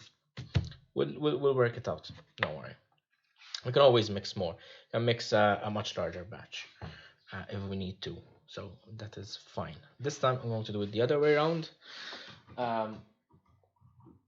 I'm gonna mix, I think, the silver into the black. Where did I? Oh, here it is. I'm going to mix it in the same one. So let's put a little bit of black in there. Actually, the way it is not actually so bad either, because it's picking up a lot of the silver that was left over. Let's do that. Too much silver. I always use too much silver. Yeah. I'm not being very precise now because I've got an idea of what the materials will look like. That's about the color I want. Perfect. It's a good consistency. This time I'm going to try and load it up without introducing a lot of bubbles. So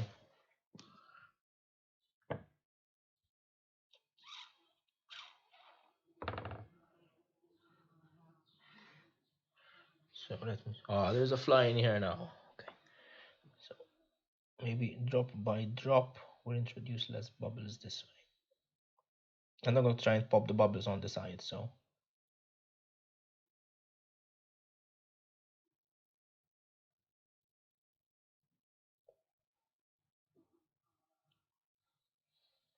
definitely towards the end of the pipetting, there is more bubbles. There are more bubbles. Because obviously I'm introducing a lot more air. See, that's all bubbles there. Okay, so let's see if we can get a little bit more out of it.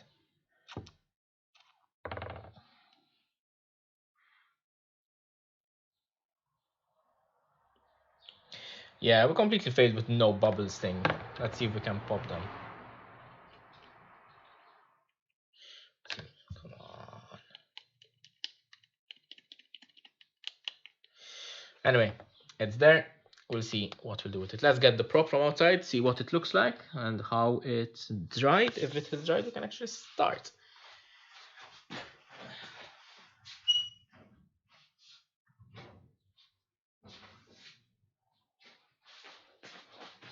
Now, let's have a look. It looks really nice. It seems to have dried. I definitely covered one side a little bit better, but that's okay. Okay, I think it could do with a tiny bit more, but it's not leaving hand impressions, which is a good sign. Yeah, okay, so this is what the prop looks like now. It's got a bit of a sheen to it. It's not glossy.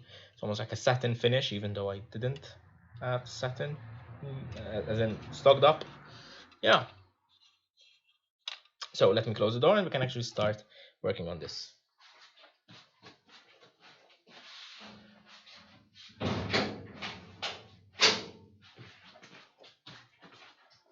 Perfect. Now, we'll mix the red later.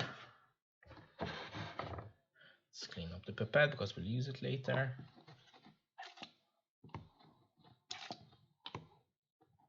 We need more water because we dirtied this water. But that's fine. Okay, so no going back now. I think we can start. Now I'm trying to think on the best order of operations. I think top goes first. And then the insides perhaps. With the front I didn't spray very well at all. But that's fine because we're going to be doing that later. So let's go, as Mario would say. Okay, I'm going to try and paint on this paper as much as I can, but that's it. Okay, good we avoided that.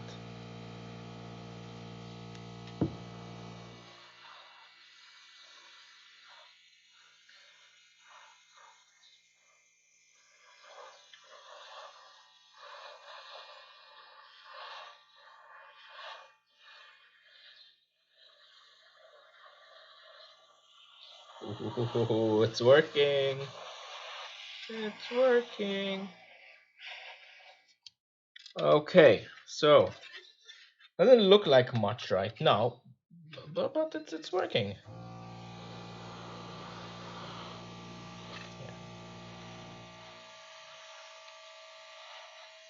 Airbrushing is a very subtle way of painting.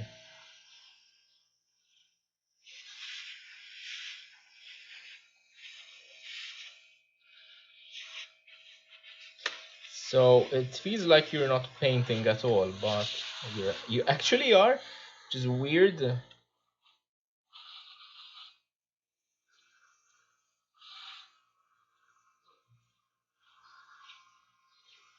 And you need to sort of feather the pigments in. It's very difficult when you have like multiple sources of light casting like different shadows.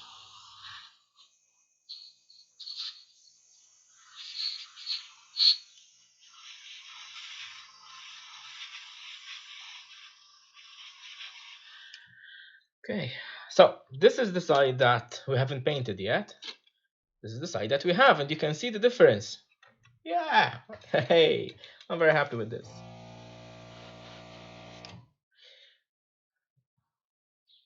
Okay, now, where should we paint next?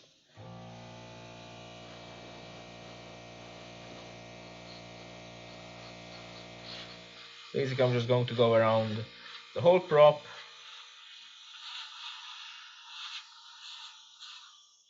with this mix. Going to avoid in there, we don't need to really paint in there. Okay. Like I said, it's a bit of a weird feeling trying to paint with an airbrush because it feels like you're not laying down any paint at all. It's so subtle. Oh, careful. But it actually you would be putting down paint. So yeah, let's see if I can.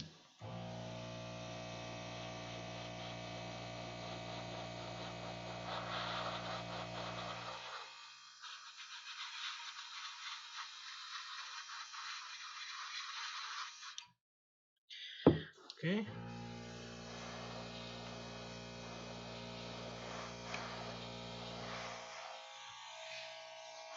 And since we're laying down with an airbrush, it's so fine that it's drying up very quickly. In Malta, we have that advantage that paints dry up very, very quickly. So I'm actually happy with that. Yeah, we still have pigment in there. Let's do the other side. Wait, yeah, this is the side that we did. Let's some spaces. I might have to go over it another time. Again, just to give it a second coat and make sure I didn't miss anywhere.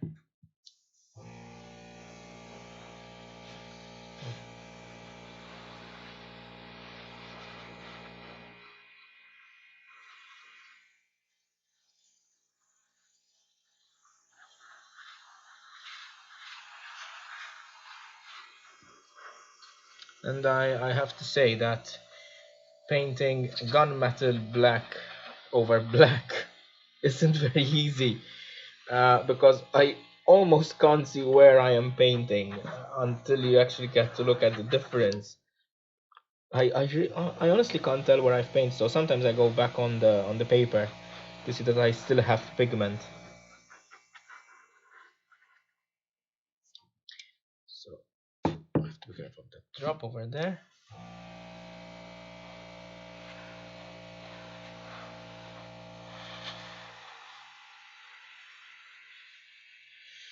Okay.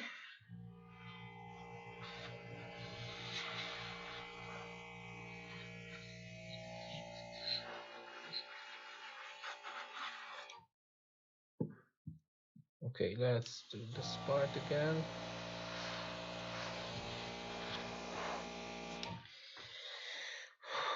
Okay, I am quite nervous, but I am also happy with the results. So, okay, and that bottom part over there we haven't done properly yet. So, let's see if we can have a look at it.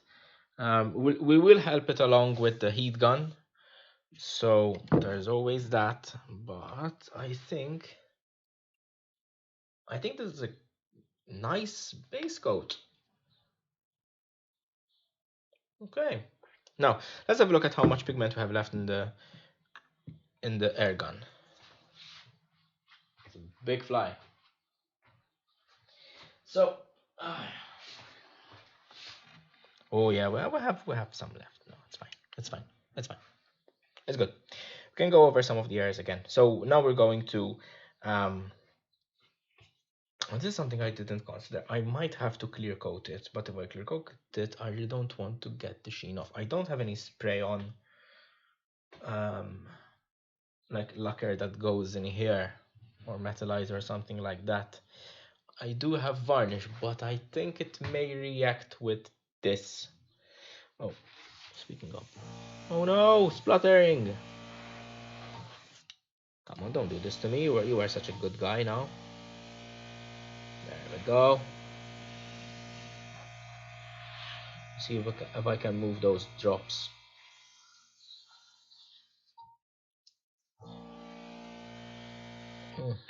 I need to fix the needle though.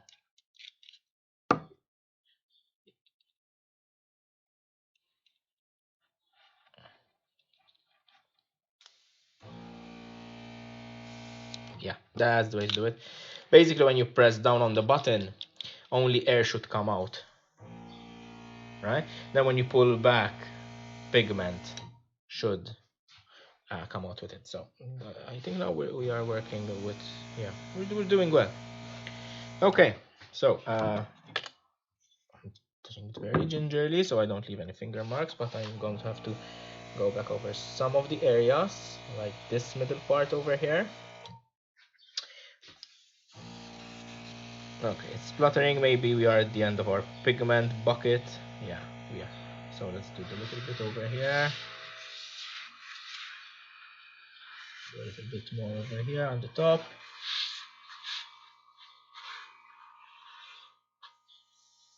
Yeah, we're out of pigment. Okay, but that served us very, very, very well. I am so happy with that.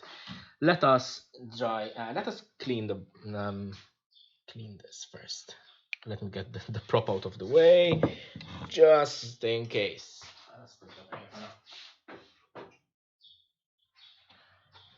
Okay. Careful there. See, literally no drops there. Let's take some water.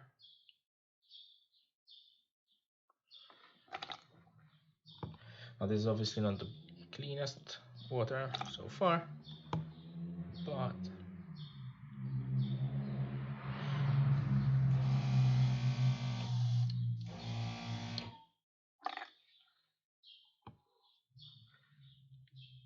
okay.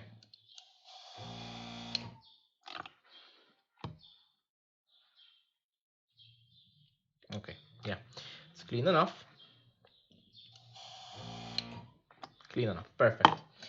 So for now that we can give it a rest, we careful. Stay there. Don't misbehave now. Okay, so we can put this to the side for now on the tripod. Okay, I am happy with that. What's the time? Ooh, 12 almost.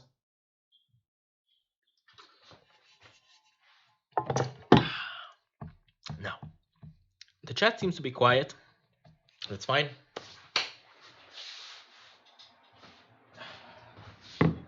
Let us help it along with some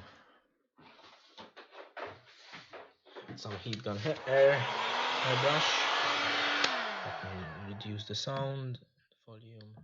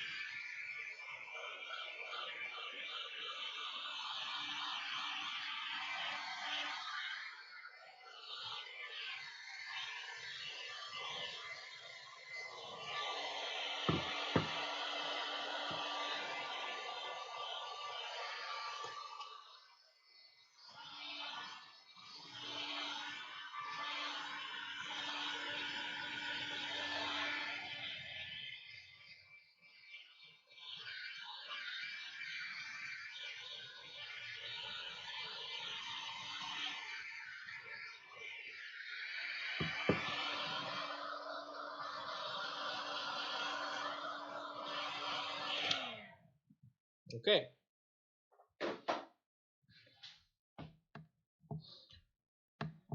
For now, I have neglected the front a little bit too much, and I think it's time to go back and mix another batch of paint. This time I think I'm going to make it even darker than this base metal finish. And then we're actually going to be doing the front as well. So let's mix another batch again. This time I'm going to be very liberal with the black and just a drop of silver. Just a drop there. Now let's mix it. I just want the silver in there to give it like that metallic sheen, but even like just that drop of silver makes it brighten up so much. Now that is practically black with metal specks in it, which is I think exactly what I'm going for. Over here, yeah. Now what we're going to do is we're going to paint the areas that we want black. So we're going to have should have been masking a bit now, but I think it's fine. It's fine for now. We're going to be masking the areas here that the paint is mixed and it's good. It's not going to dry up anytime soon. If it does, we can add a little bit of water. We're going to be masking these pieces. Now to mask, I have masking tape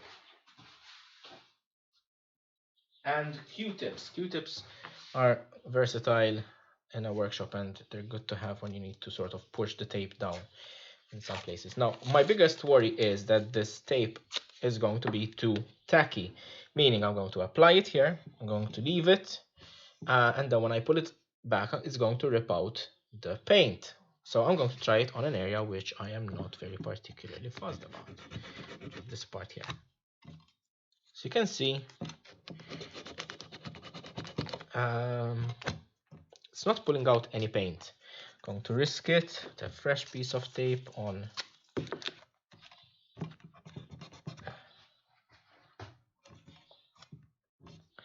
Seems to be fine. Perfect. Okay, so we can actually start masking. Now masking is a process which is going to be a little bit tedious. I'm going to be masking very roughly and then I'm going to cut out wherever I don't need.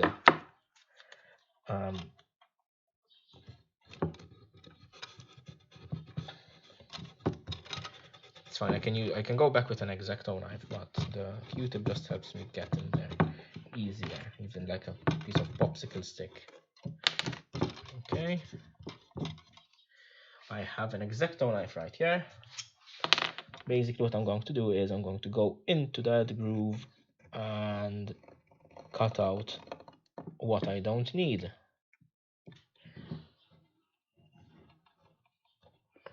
Okay. Okay, perfect. Now this part over here. Actually, this part I think should come out over here. Sorry, I'm blocking the camera, but this is the process of yeah, masking basically. What's an annoying fly? Okay, so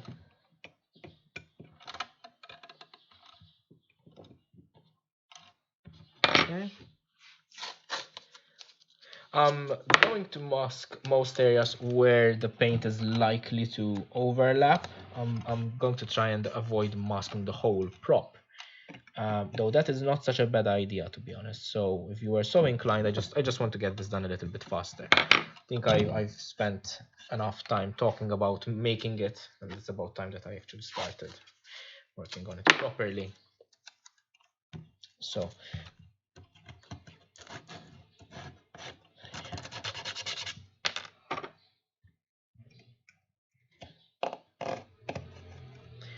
okay, we can actually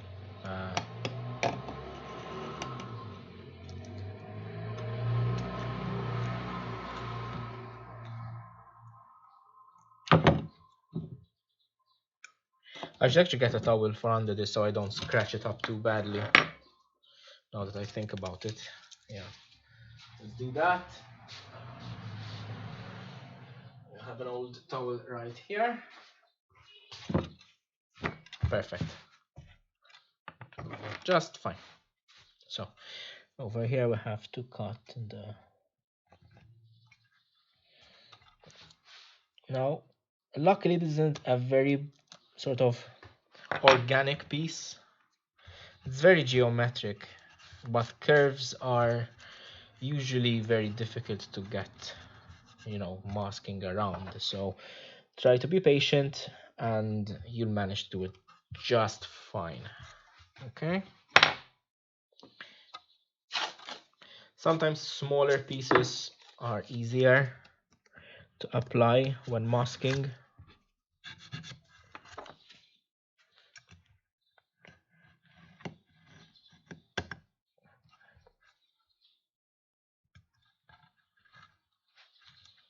Okay.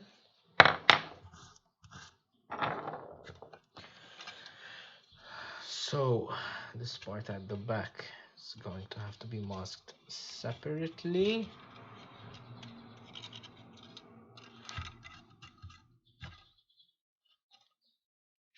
Go away.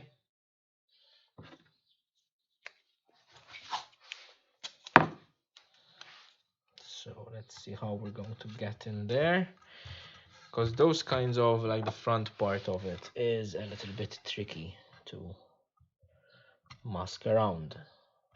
Like, where do you actually, if the metal, sort of the material blends, how fine do you want that to be of a separation? And if I were going to be making, if I am making a like a replica piece, yes, of course I'm going to take a lot of time masking. But then again, this is just going on my wall, so like good enough mentality is okay, I think. Yeah, that's good. Yeah, that's good. Okay, so let's see if we can. Yeah, I'm just trying to see if I can straighten out some areas better than others.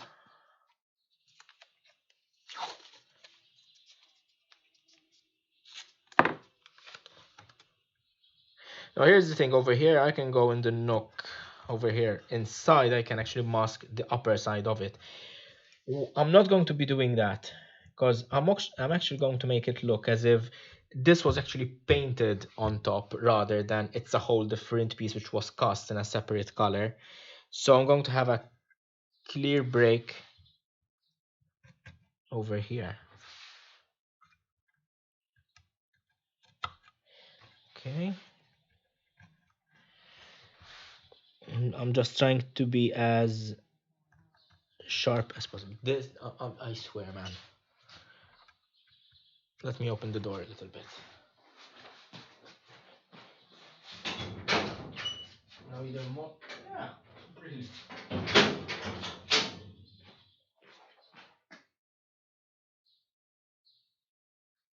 Okay, good. I just wanted to fly out. So I'm just going to be as precise as I can. A sharp X-Acto knife really helps in these situations. So you should definitely get yourself an X-Acto knife if you are like me and it took ages for you to get one. They're useful in a lot of scenarios. This being one of them. So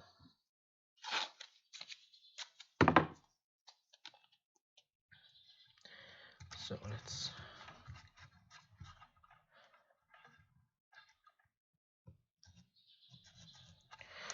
Okay, so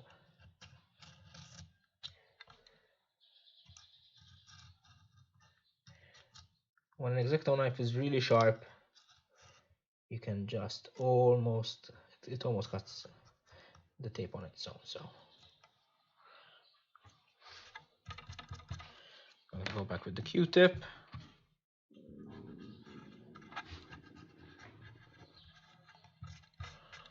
Okay.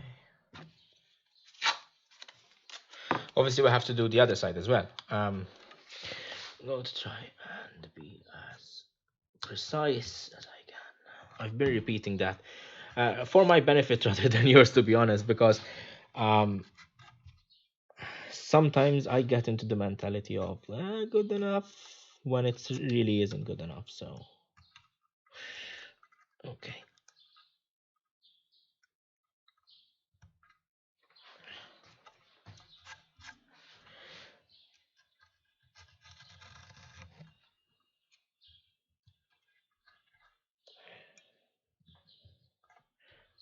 Okay.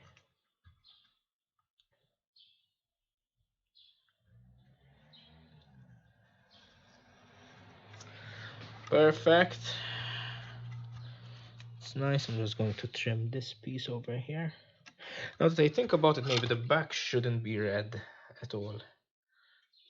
No, I'm going to leave this as part, the same kind of metal color, as if someone painted it, as I said earlier.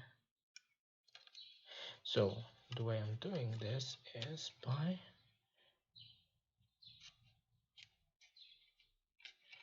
keeping the X-Acto knife flat and just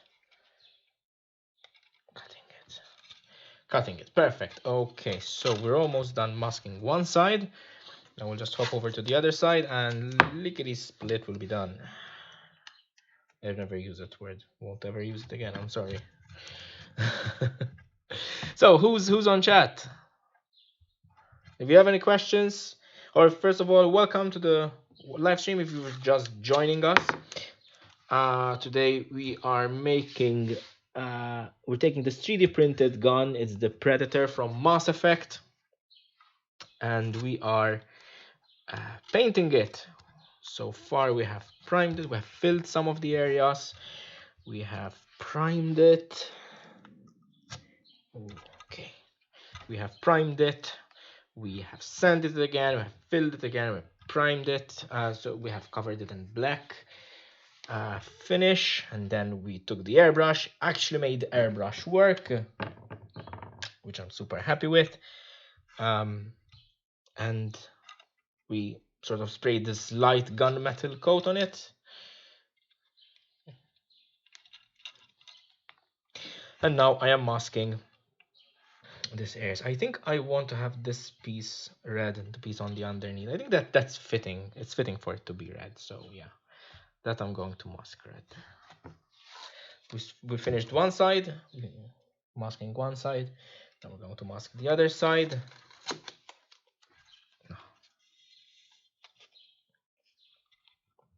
If you have any questions, feel free to pop them in the chat. I'm keeping an eye on it as much as I can. It's nice to have the involvement of the community. It's the whole point of these live streams. I can just as easily do this on my own workshop, but that's not half as fun when you guys are there and having a chat.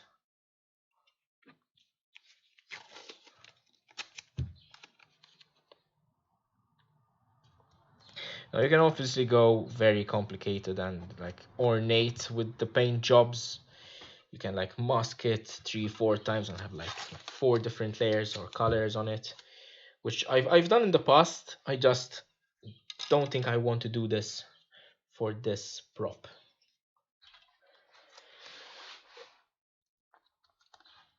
Having a Q-tip, as I was saying in the workshop, is incredibly useful. No.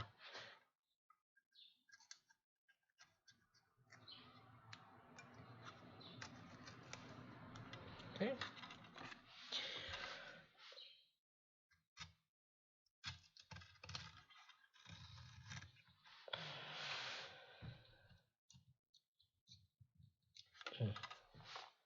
Trying to find the best side to cut the masking tape from. I just have to hold it.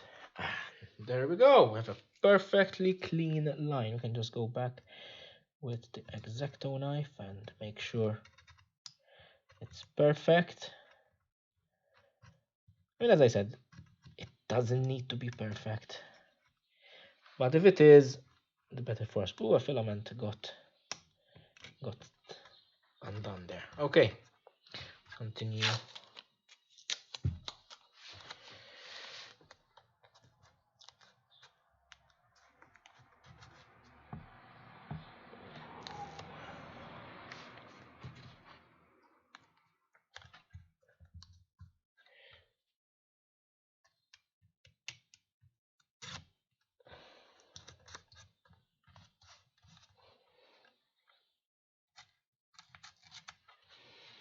Okay. It's a lot of concentrated work, as in I try to concentrate as much as I can on something like this because it really pays off to mask properly. As Adam Savage says, there are fewer better sort of bang for the buck activities than masking. So if I can, I try to be very thorough. You can always like go back and like with the smaller pieces of masking tape fix some of the edges like over there, see, that then allows me to take like bigger pieces and just go over them in a bit of a rough manner. Now when I have contours like this, I just overlap and then go back with the X-Acto knife right in the gap over there, and it gives me a very crisp break. Need to be very careful with the paint job as well, but it seems to be durable and holding on quite nicely, although that still remains to be seen. But at least the pieces that I'm removing are looking very well.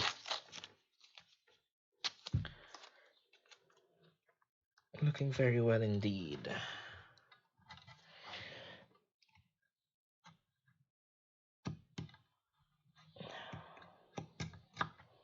So that goes away.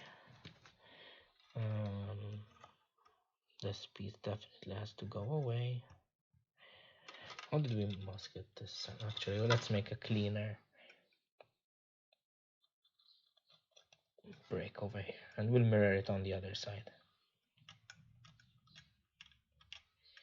I have tweezers, which June very nicely gave me. June as a friend of mine from archery, and I made her the bracer last week, so I need the thinner ones.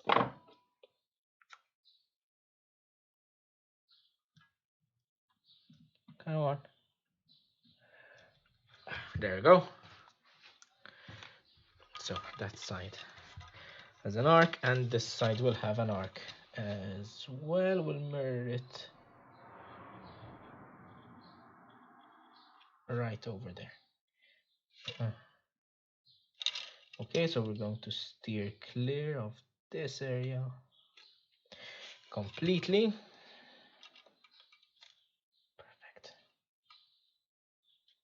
Perfect, and very nice. Okay.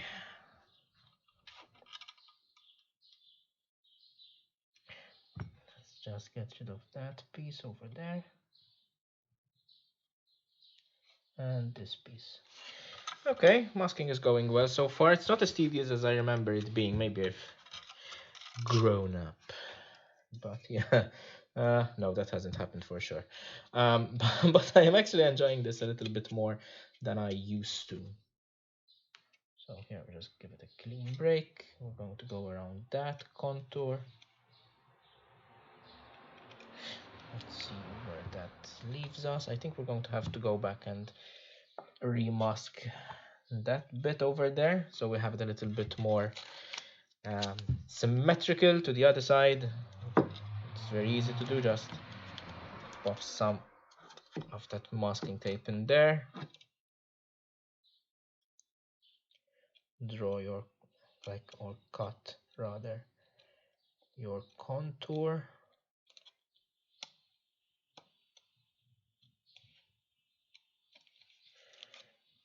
and I think that is okay. Oh no, I pulled it off. Okay, stay there, perfect. Okay, good. So that part I'm happy with, that part I'm happy with. Let's do the rest. I'm just going to go with big chunks.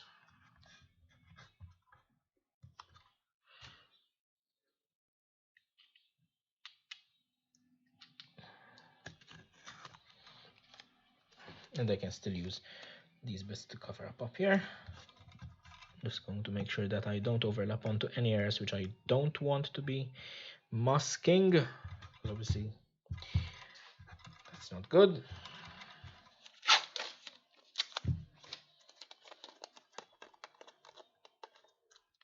As much as possible, I try not to overlap, but then you can always go back with a Q-tip and an X-Acto knife. There we go.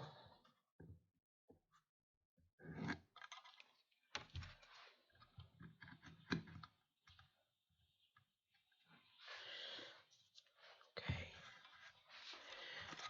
Let us clean up this edge over here.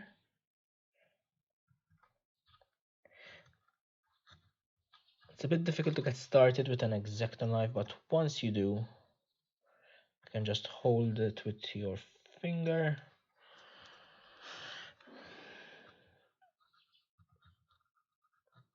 Sometimes sort of sawing back and forth helps get to the sharper parts easier. Especially since this is a contour. Did I cover it that way? Actually, I need to mirror it a little bit. Yeah, I have to mirror it a little bit over here, just to make sure that I have the same, or at least about the same. Now the layer lines in the print help me a lot to guide the blade into a straight line.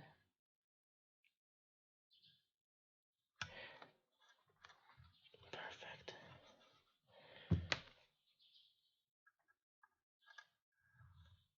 Okay, so that's one bit. Come on. Come on. That's it. Okay, we're almost done. One last piece to mask, and we can actually get back to airbrushing, and we'll see the results. A much darker paint on this.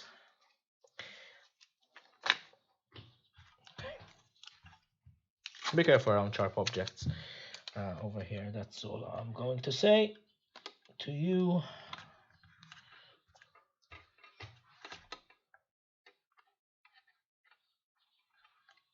Okay, so the back, we said we're going to leave it flush. So that's done. Now over here, we were going to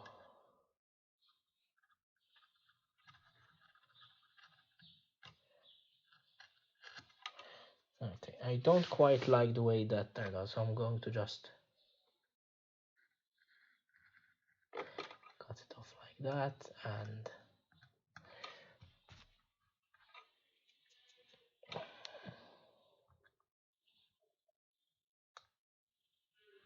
there we go. Clean. Oh, one last piece over there. I'm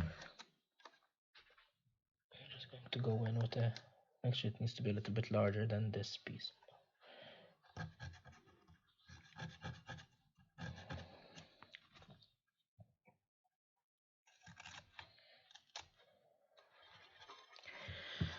Okay,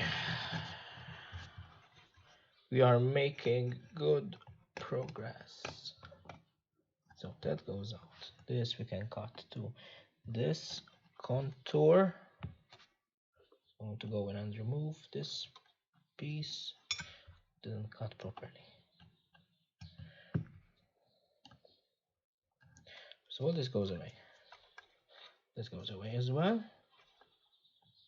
What about this piece? Yeah. Good. Alrighty. So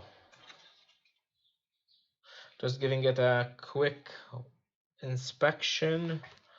Like over here, for example, I noticed that this part, I wonder if I should mask. Yeah, I should. I'm just masking the little bridge at the back, so that will be red.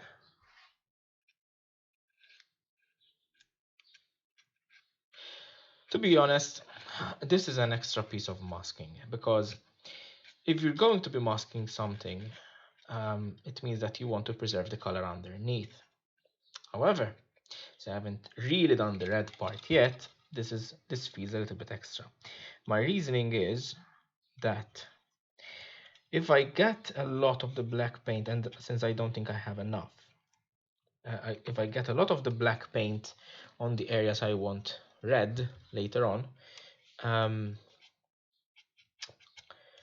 then I'm going to have a bit of an issue because it won't be an even coat, and I'm not quite sure whether it will be okay. But I think this is all the masking that we need to do. So to give you a quick idea, we masked this piece over here, this same part, bottom part over here, and the back we didn't mask, but we did mask the ridge over there, so that will be red as well. So now we're going to go over with the airbrush. We already prepared the mixture of paints that we're going to use. Let's get some of these out of the way. Okay, I am very happy with this. Remove this so it doesn't get in the way. We don't need to dirty it so much. Okay, just let it dry. Give it a bit of a stretch. Okay. So, compressor is on.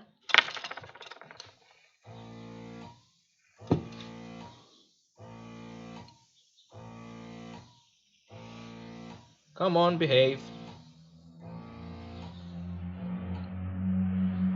You were behaving earlier. I think it's blocking a little bit.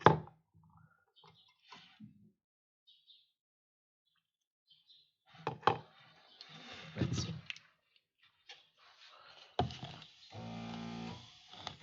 Come on. Yeah, it's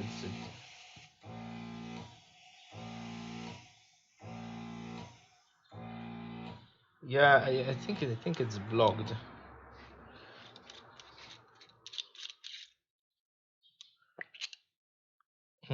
Okay, let's see if maybe bubbling it will help before we actually go to dismantle it. This is the problem with this particular airbrush. I don't know if it's a problem like with all airbrushes in general. Yeah, see, there are no bubbles. Oh, okay, now there are bubbles.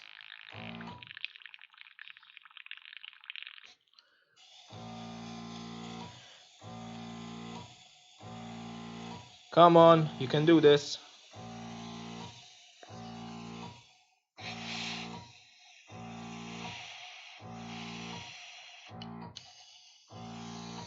Not really pumping a lot of.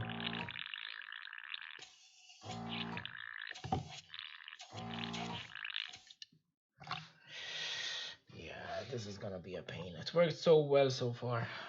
We need to clean it up, I think, every now and then, which is, I suppose, fair.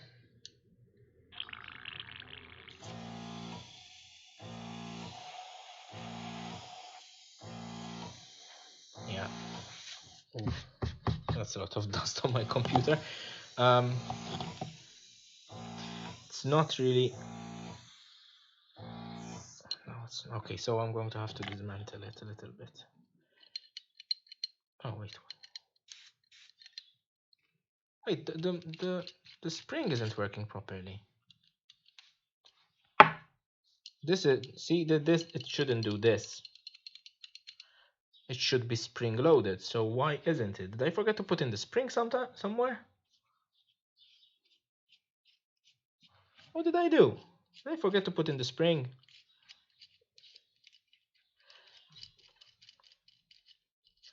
No, the spring is here. So, oh crap. Okay, never mind. We can fix that. So what did I do wrong? Why isn't this? Why isn't this working as it should? Okay, wait. I think the needle got stuck. Yeah. Yeah, the needle got stuck. It's just a dirty needle, that's all. So that's what was happening. Okay.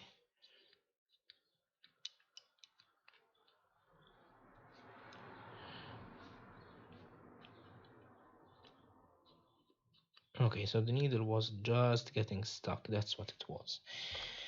Now I need to fix this on,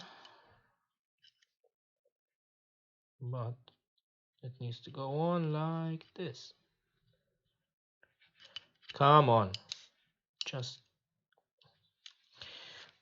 it's getting stuck on something.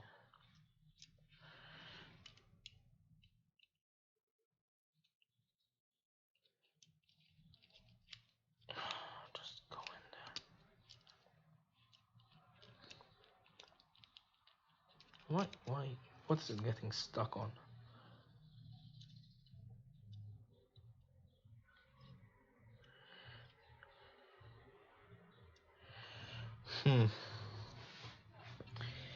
Let's see. Maybe this will help it along a little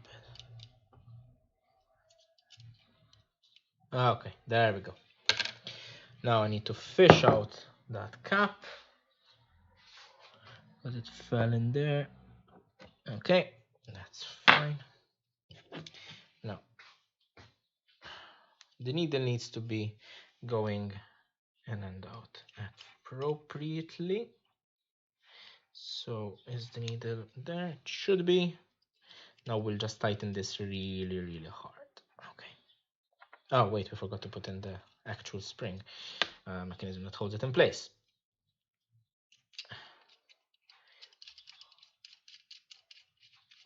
Okay. Yeah, today is not a very straightforward day like last time. Last time I mean, I'm exploring a lot of areas which I am not familiar with. Okay, so the spring loading is working just fine. The needle seems to be going in and out just fine. So theoretically, if we put some water in it now, it should be able to... let's just a couple of drops. Let's try again. Yes, there we go. But we still have the problem with the... we still have the problem with the compressor just not working as intended. Maybe we should just clean up. Oh, I see. The needle isn't really poking through properly, so maybe we should put some airbrush cleaner in it.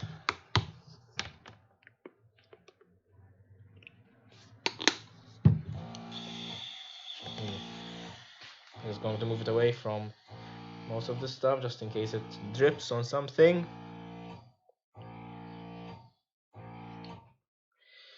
So I definitely know that the problem isn't the compressor for now, because it was working just fine earlier. Let's put a little bit more water in.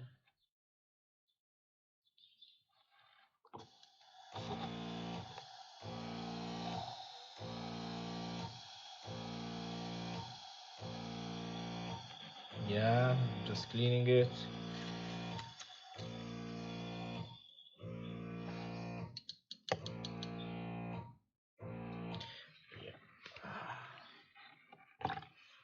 Let's just clean the needle one last time. I'm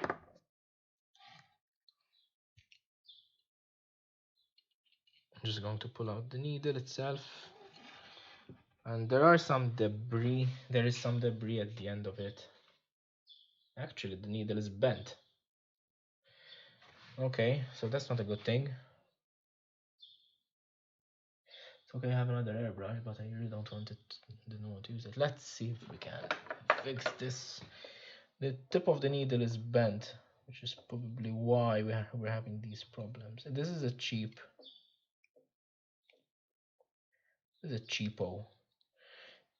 airbrush, so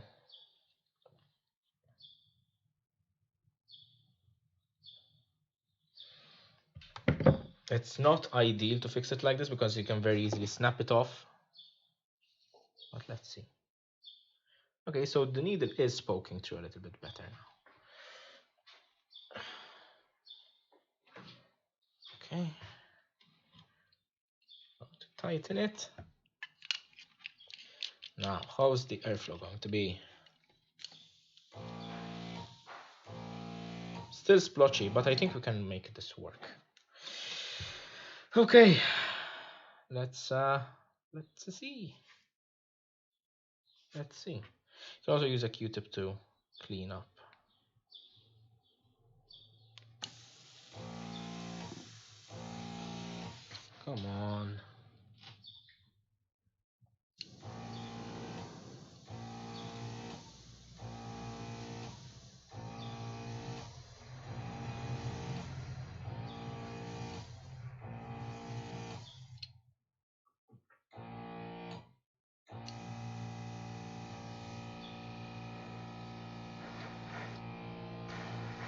I know the compressor is always on, but at least it gives me a steady flow of air.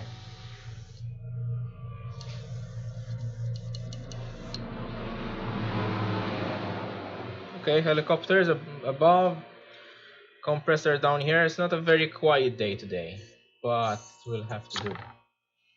So.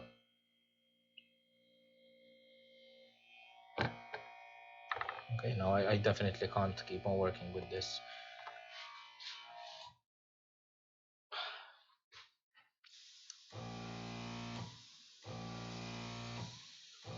It's not even spraying very light passes. No, this is not going to work. Oh, come on, man. This is what always happens with this airbrush. Every time it works fine and then it doesn't anymore. I don't know why. I'm pretty sure it's the airbrush itself, not the actual like paint mixture. Maybe maybe I need to clean it very well after every time. I mean, I do clean it. It's just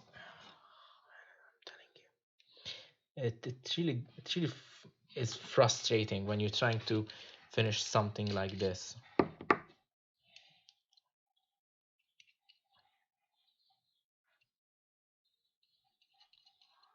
Feels like there's a little bit of a blockage.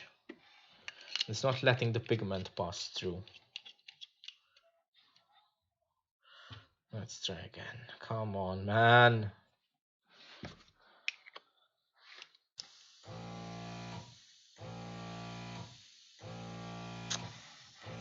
No. Nope. Let's tighten the compressor. Barely any pigment is coming out. Let's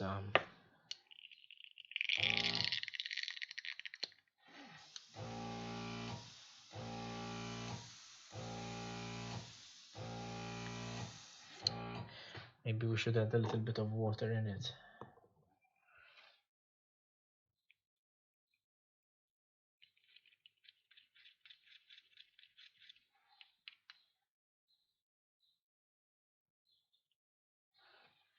I don't know. At this point, I'm just making it up as I go along. So,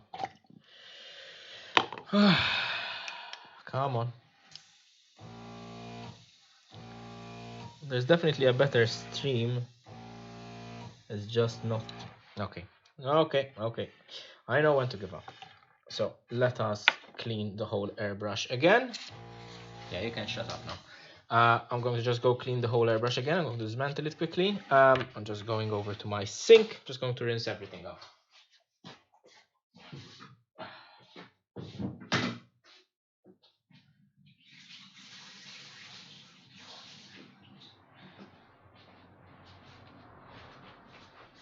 Okay, so it's rinsed. Let's get the prop out of the way so we don't destroy it. Okay, so let us dismantle it completely. See if there is any obvious stuff which is gunking up the whole system. And I think there is, but we'll get to it.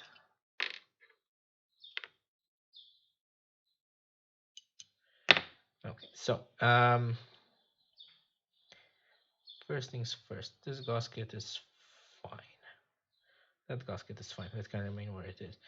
This part, I don't think it can come off, but it's got, see, it's got residue on it. Clean a rag. Okay, so the gasket came off. It's best not to lose that. Okay, so this means that there is pigment getting stuck on the point over there. That is not oil, that is pigment. So, and quite a lot of it too. So let's try and pass some water through it.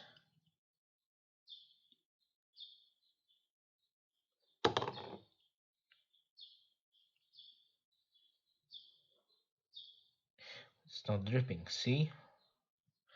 So I think there's a blockage on the feeding part and it's not taking any pigment.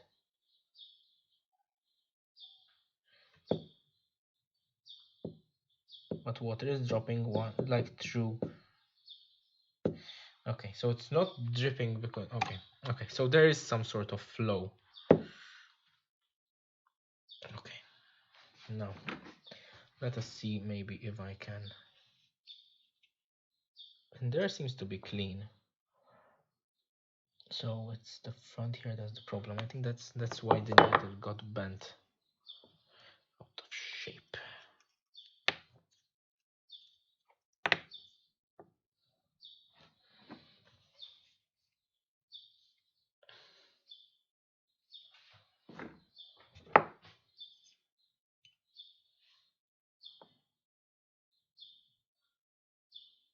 I feel resistance. I don't know if that resistance should be there. I'll be honest. I don't know if it should be there.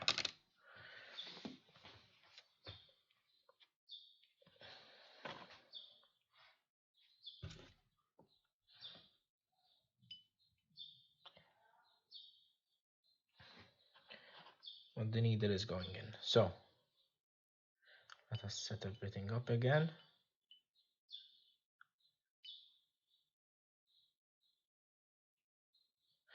Okay, needle is poking further out now.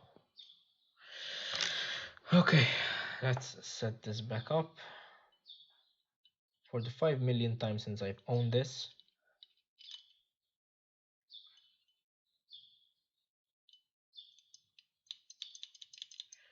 Okay, so that is working. Needle goes in, poking out of the other side. Annoying little thingamabob. Why it's just go in there.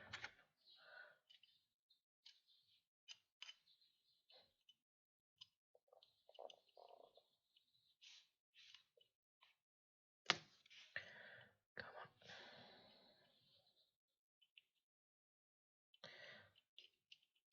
I'm gonna smooth the spring. Okay, so somehow this goes easier one way but not another, and I don't know why. At this point I'm just forcing it in. Well, this must be a very interesting stream today. Half the time is fixing the bloody airbrush. Okay, is there something blocking it? No, there isn't. It's just an annoying piece of metal.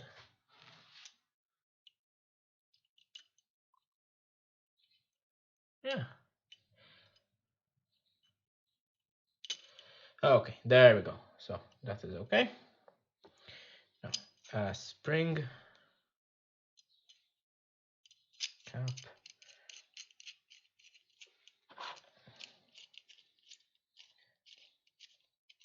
Cap is on tight. Needle can go in and out just fine. That we have tightened it. So now the needle retracts completely. Perfect. We close this up. Hook it up to the air compressor again. Run some cleaning fluid through it. Mix another batch of paint, which I was very happy to have. Damn it. Yeah.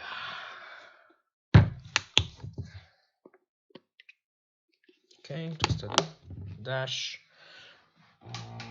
Okay. Okay, we need to put on the gasket.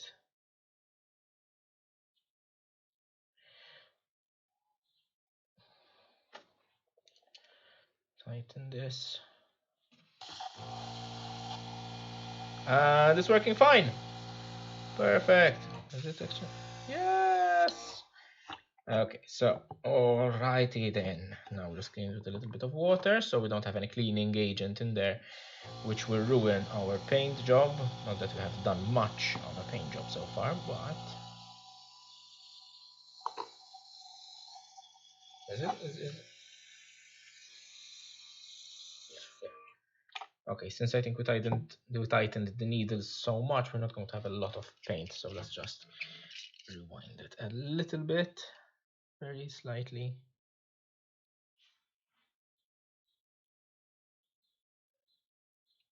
like this.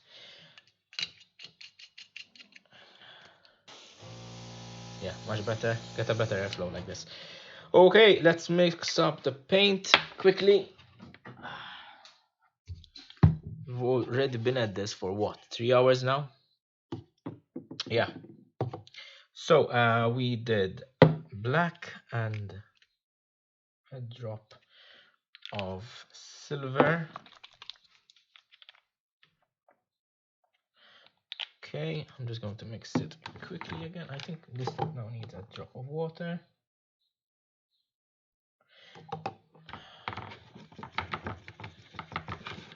First, the silver is going to overpower the black, and then when you mix it, the black pigment.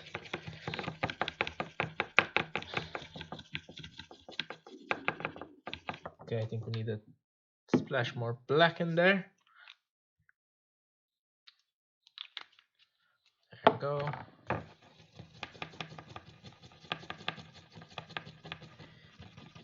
Okay, let's mix it up nicely, nice consistency. And let's load it up in the airbrush.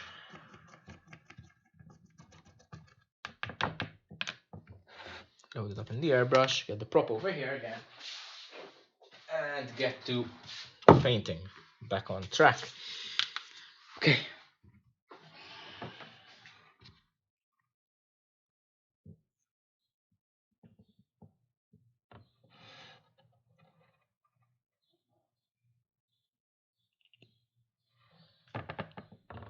Don't know if I have quite enough paint, but I do have some.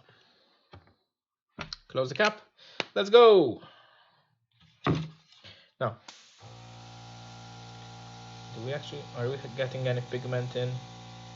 Very slightly, but we are. So let's see.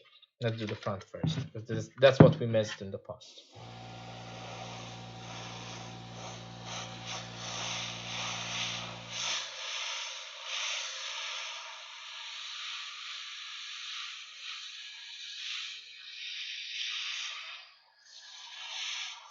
We're getting a very slight stream of pigment,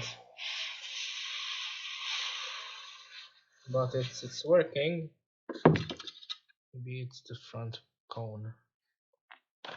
I feel like there's still more stuff and gunk in there. I think at this point it's just better getting another paint airbrush. So it's a little bit better.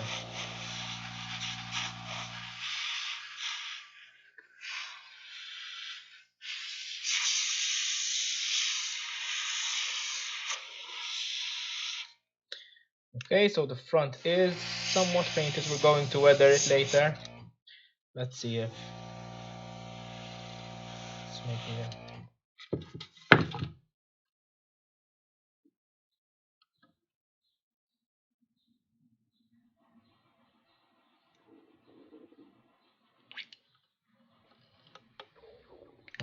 I poked myself with the needle, but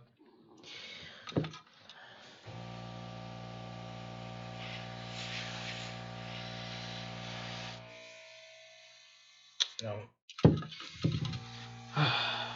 Okay, well this experiment has been a failure, which is a pity because I was really looking forward to using this. It's fine. I have another airbrush. It's not quite the same. Let's see if we manage to make that one work. I've never used the other one, so it's going to be the first time we're trying it out.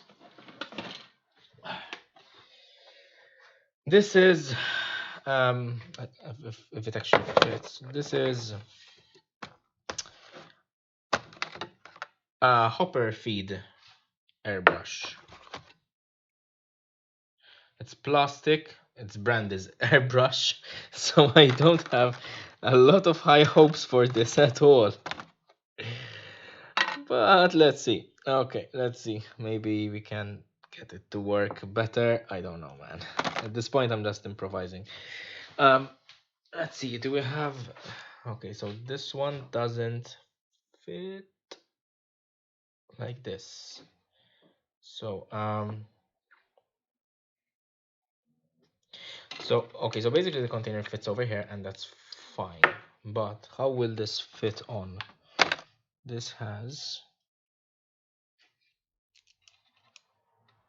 okay, this fits here, but what about, oh, okay, maybe this side fits on the compressor.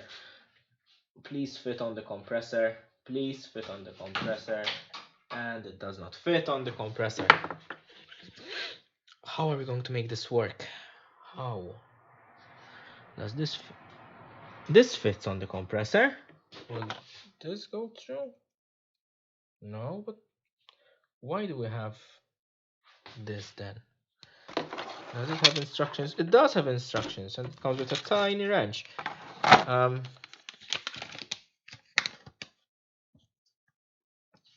don't even think this part came with it.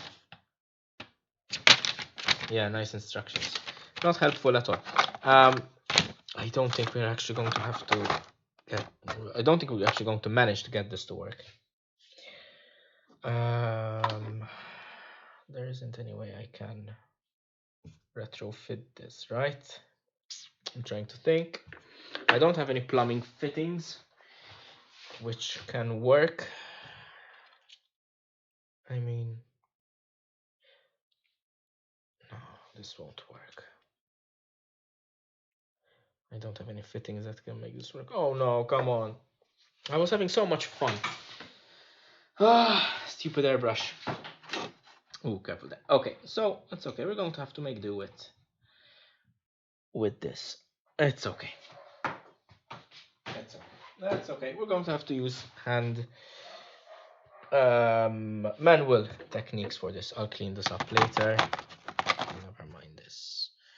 It's fine. I promise it's fine. Okay. Let's clean it up later.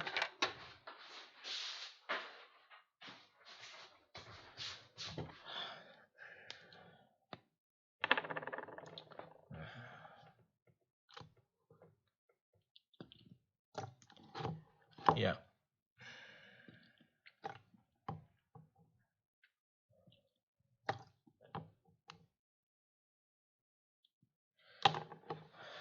Let's just blow some air to it so we don't get any paint solidifying, which is probably what happened there. Like paint solidified in it, and that's it. Game over, man. Oh, we have leaks. Why do we have leaks in here?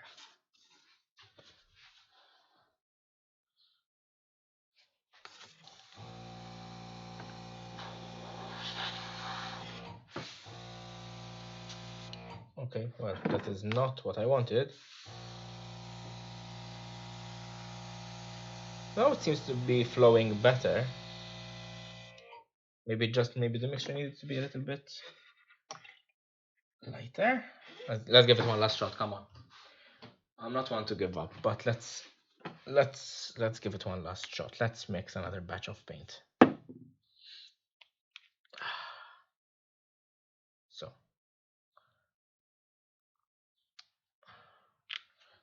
let's do a little bit more black.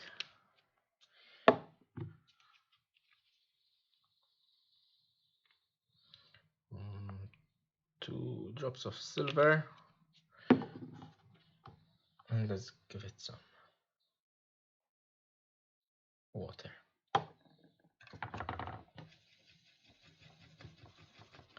That's runnier. I think it's lighter than the consistency of milk, but I mean, at this point I'm willing to try anything. Now what this means is if it has a lot of water in it, it means it's going to take longer to dry. So it's not bad, but it's definitely lighter than what I would like it to be. In terms of consistency, not in terms of color. In terms of color, I think it's fine. Loaded it up. Definitely less bubbles.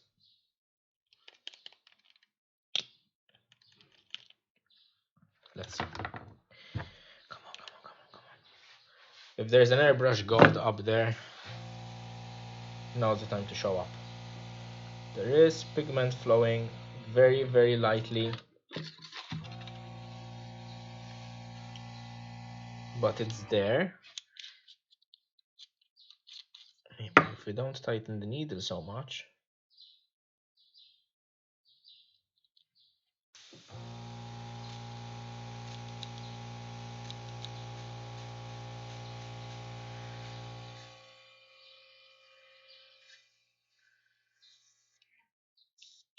It's almost spluttering.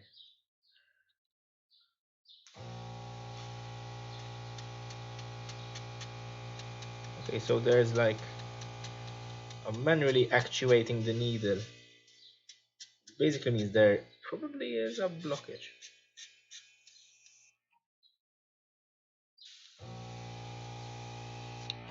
Okay, I think we can work with this. Let's have a go. Yes, I think we wasted a lot of paint, but yeah, let's try.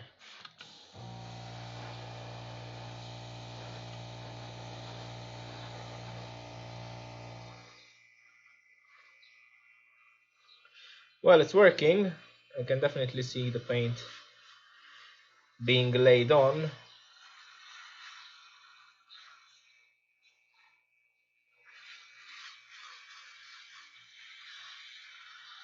Not evenly though. It's like it stopped now. It's like there's a point where... Did I put on the button backwards? Did I put on the button backwards? I think I'm going to make a huge mess now, so let's just prepare for it.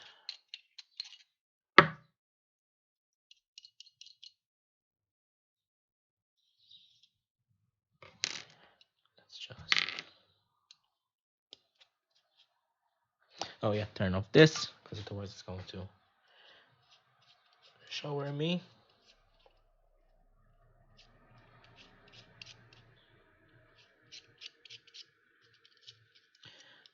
Okay. I think I may have put on the button backwards, if that makes any difference.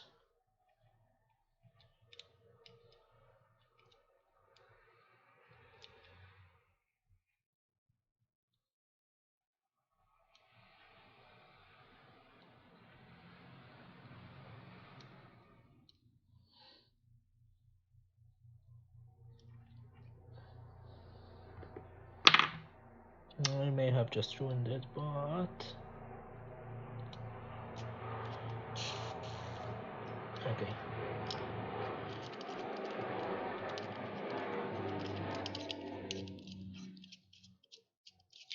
I have made a huge mess.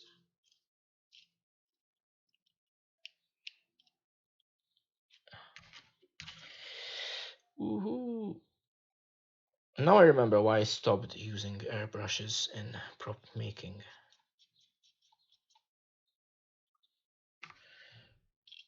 May have been like the whole reason why I stopped prop making like such a long time ago, but that's... yeah.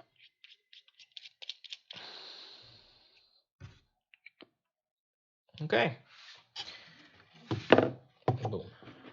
Oh, I have to be careful. There's a drop of silver paint on the masking, which I want to get rid of, because there we go.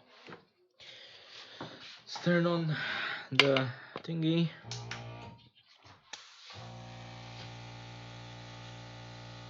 No, not much better. No idea why. It was working fine. You saw it's working fine. It's just not laying on anything.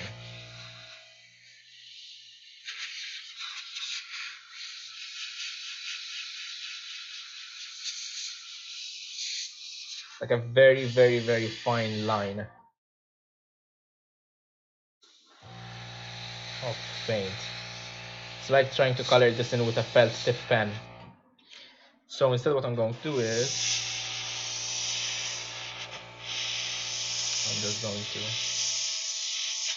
concentrate that into some detail, but well then, I'm going to stop there for now for this, with this color.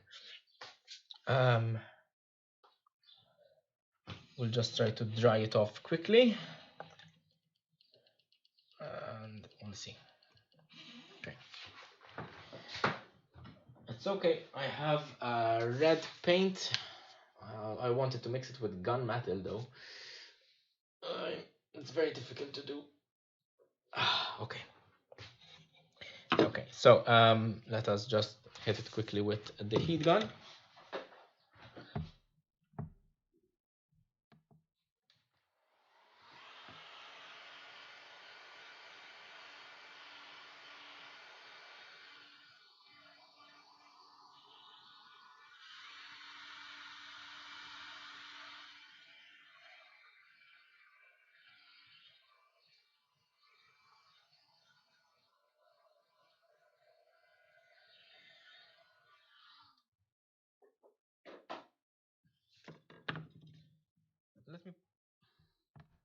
Let me put in some red paint in the airbrush. Maybe, I don't know. It's just a very thin stream. Could be that it's just very watered down by now, so there's literally nothing in it.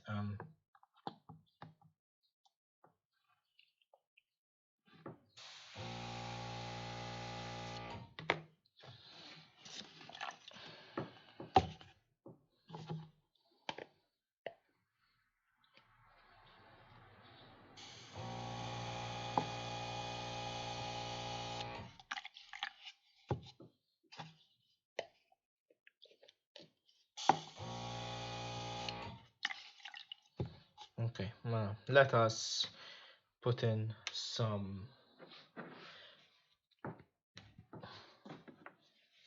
Let us put in some red paint. See if that is any different. I can't see why it would be, but I'm an obstinate guy, so yeah.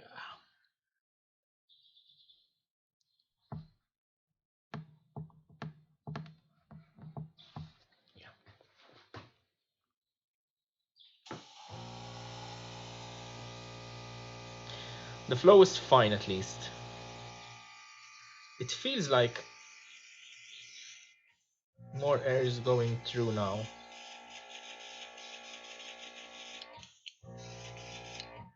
So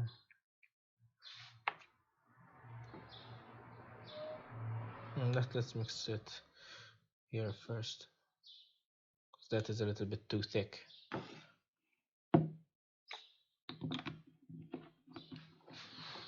We got some more water.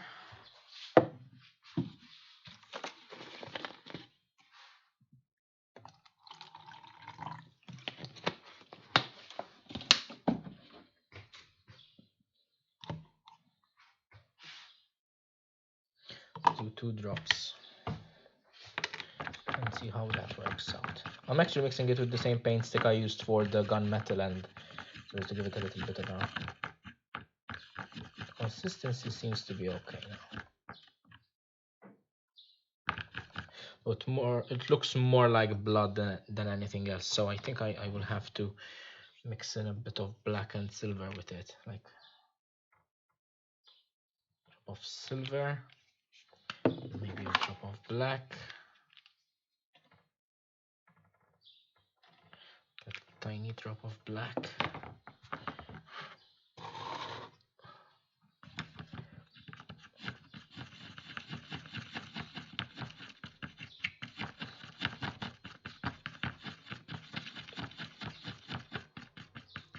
Well, it does look like a metallic red. Let's see. Perhaps. Okay.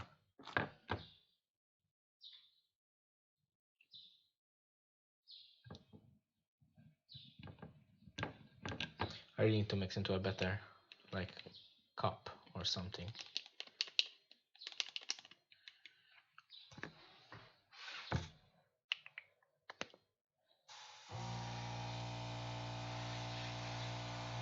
A very faint red, nowhere near the same.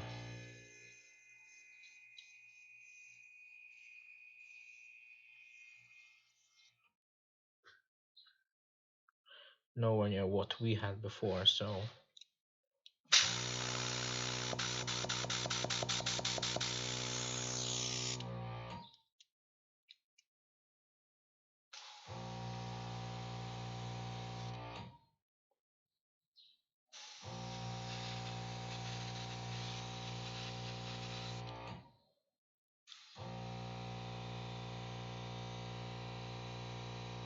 it's too faint. We're never actually going to get anything done with this. So let's go and do this with a rattle can. Okay, I'll clean this up later. I honestly can't be bothered anymore with this thing. So that goes away. That we can unplug, which is a pity. Yeah, figures. Yeah, figures that I'll make a mess now. Let me just rinse this.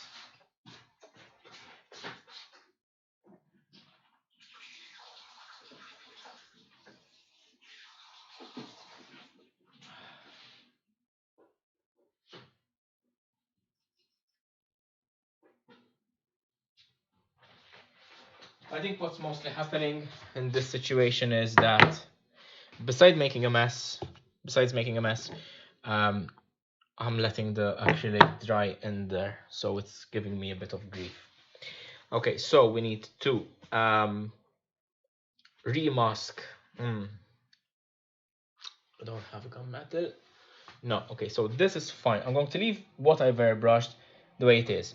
I'm going to remove the masking, remask the opposite side, so I'll have this part only, and then give it a red coat, which I think will work. If not, we will, well, we'll have to see what we're going to do and how to fix it. It might be the case that I cannot finish this today, especially the way things have been going, and we've been going on, you know, for 3 hours, or like almost 4 hours now. So yeah, I'm going to give it another half an hour's work.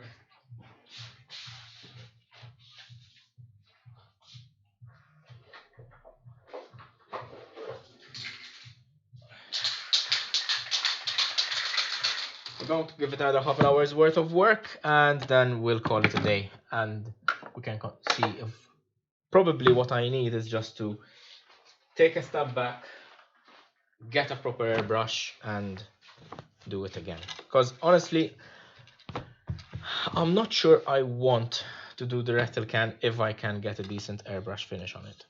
Now let's see if the masking worked the way we intended. Doesn't seem to be pulling off any paint. There was a spot there.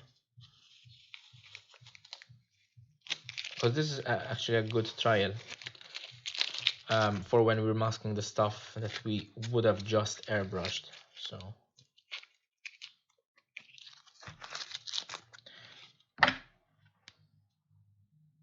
there are some spots which I'm noticing that have come off, but that's probably because I didn't let it dry as much as I should have.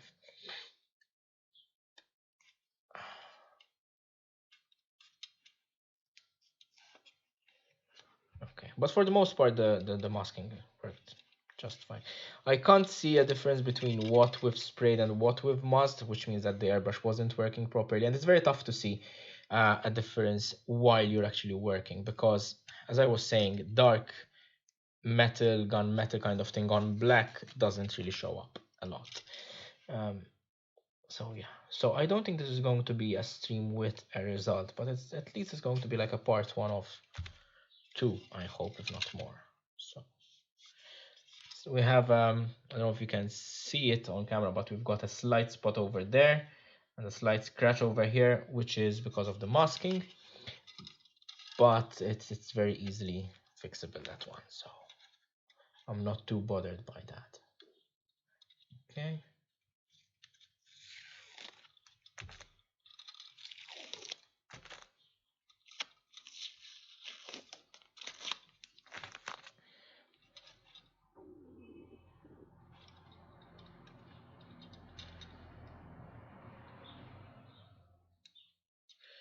let's see if I can. So far this side is okay. No major pull up, no major paint pulled up, so yeah, that seems, yeah, the masking worked just fine. So I'm at least we have that going for us. Yeah, okay. So yeah, okay, so got a piece of masking there. Remove. Yeah. So tell you what we're going to do. We won't finish the project today. We won't finish the project today. So yeah.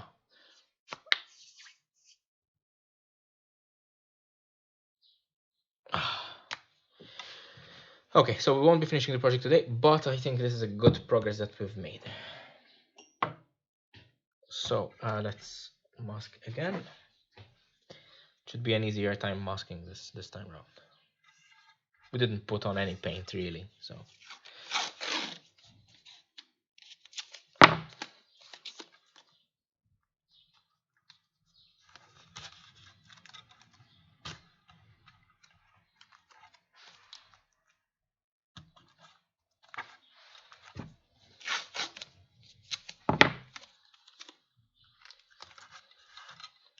Going to be moving a little bit faster since I've already explained this earlier in this stream. Faster doesn't mean I'm going to not be careful with the masking process though, so that is important.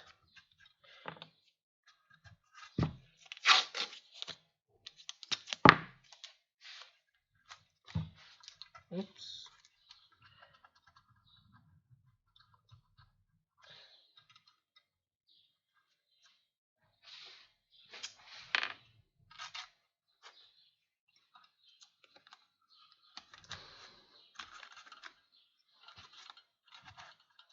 So let us start with this area over here. We just need to cut around this contour.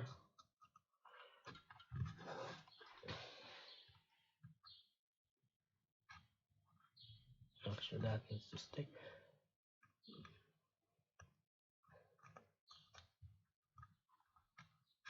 Ooh, okay, careful.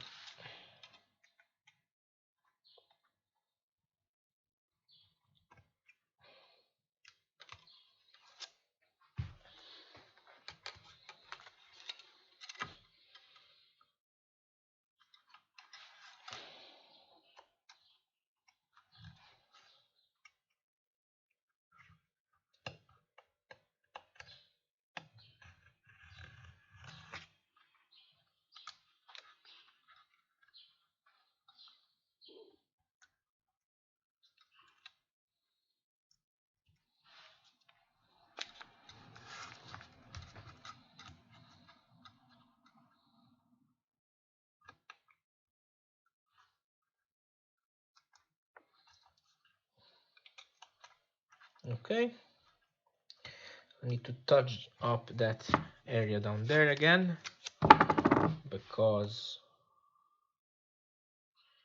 I didn't get it right. It's very important to get it right.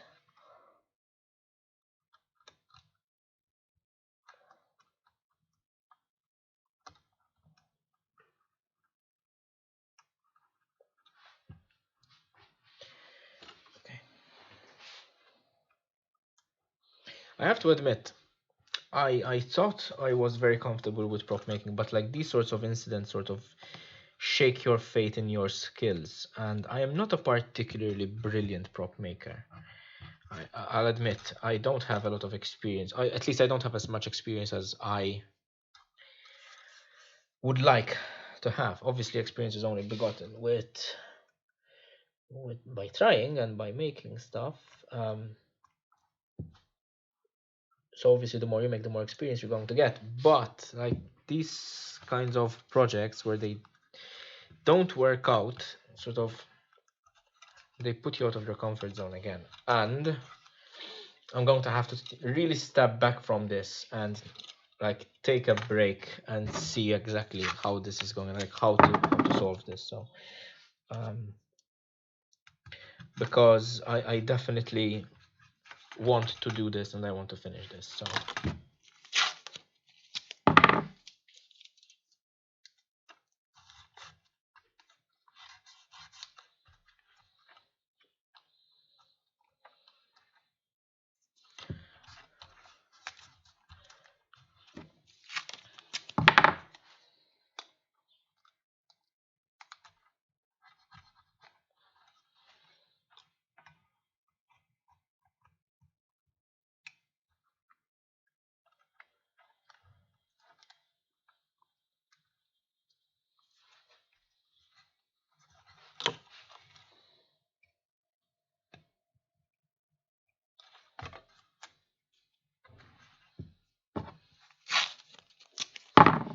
okay.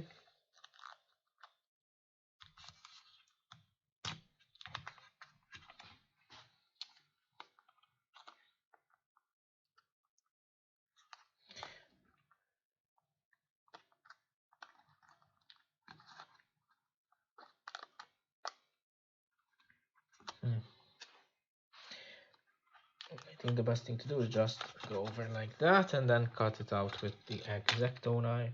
Actually, we said that we're going to leave the inside there metallic. I don't know why I forgot about that.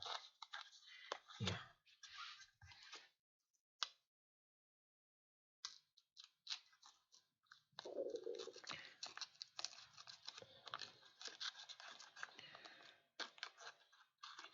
Okay.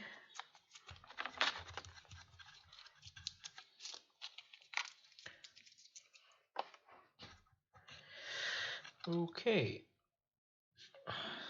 Definitely can be neater.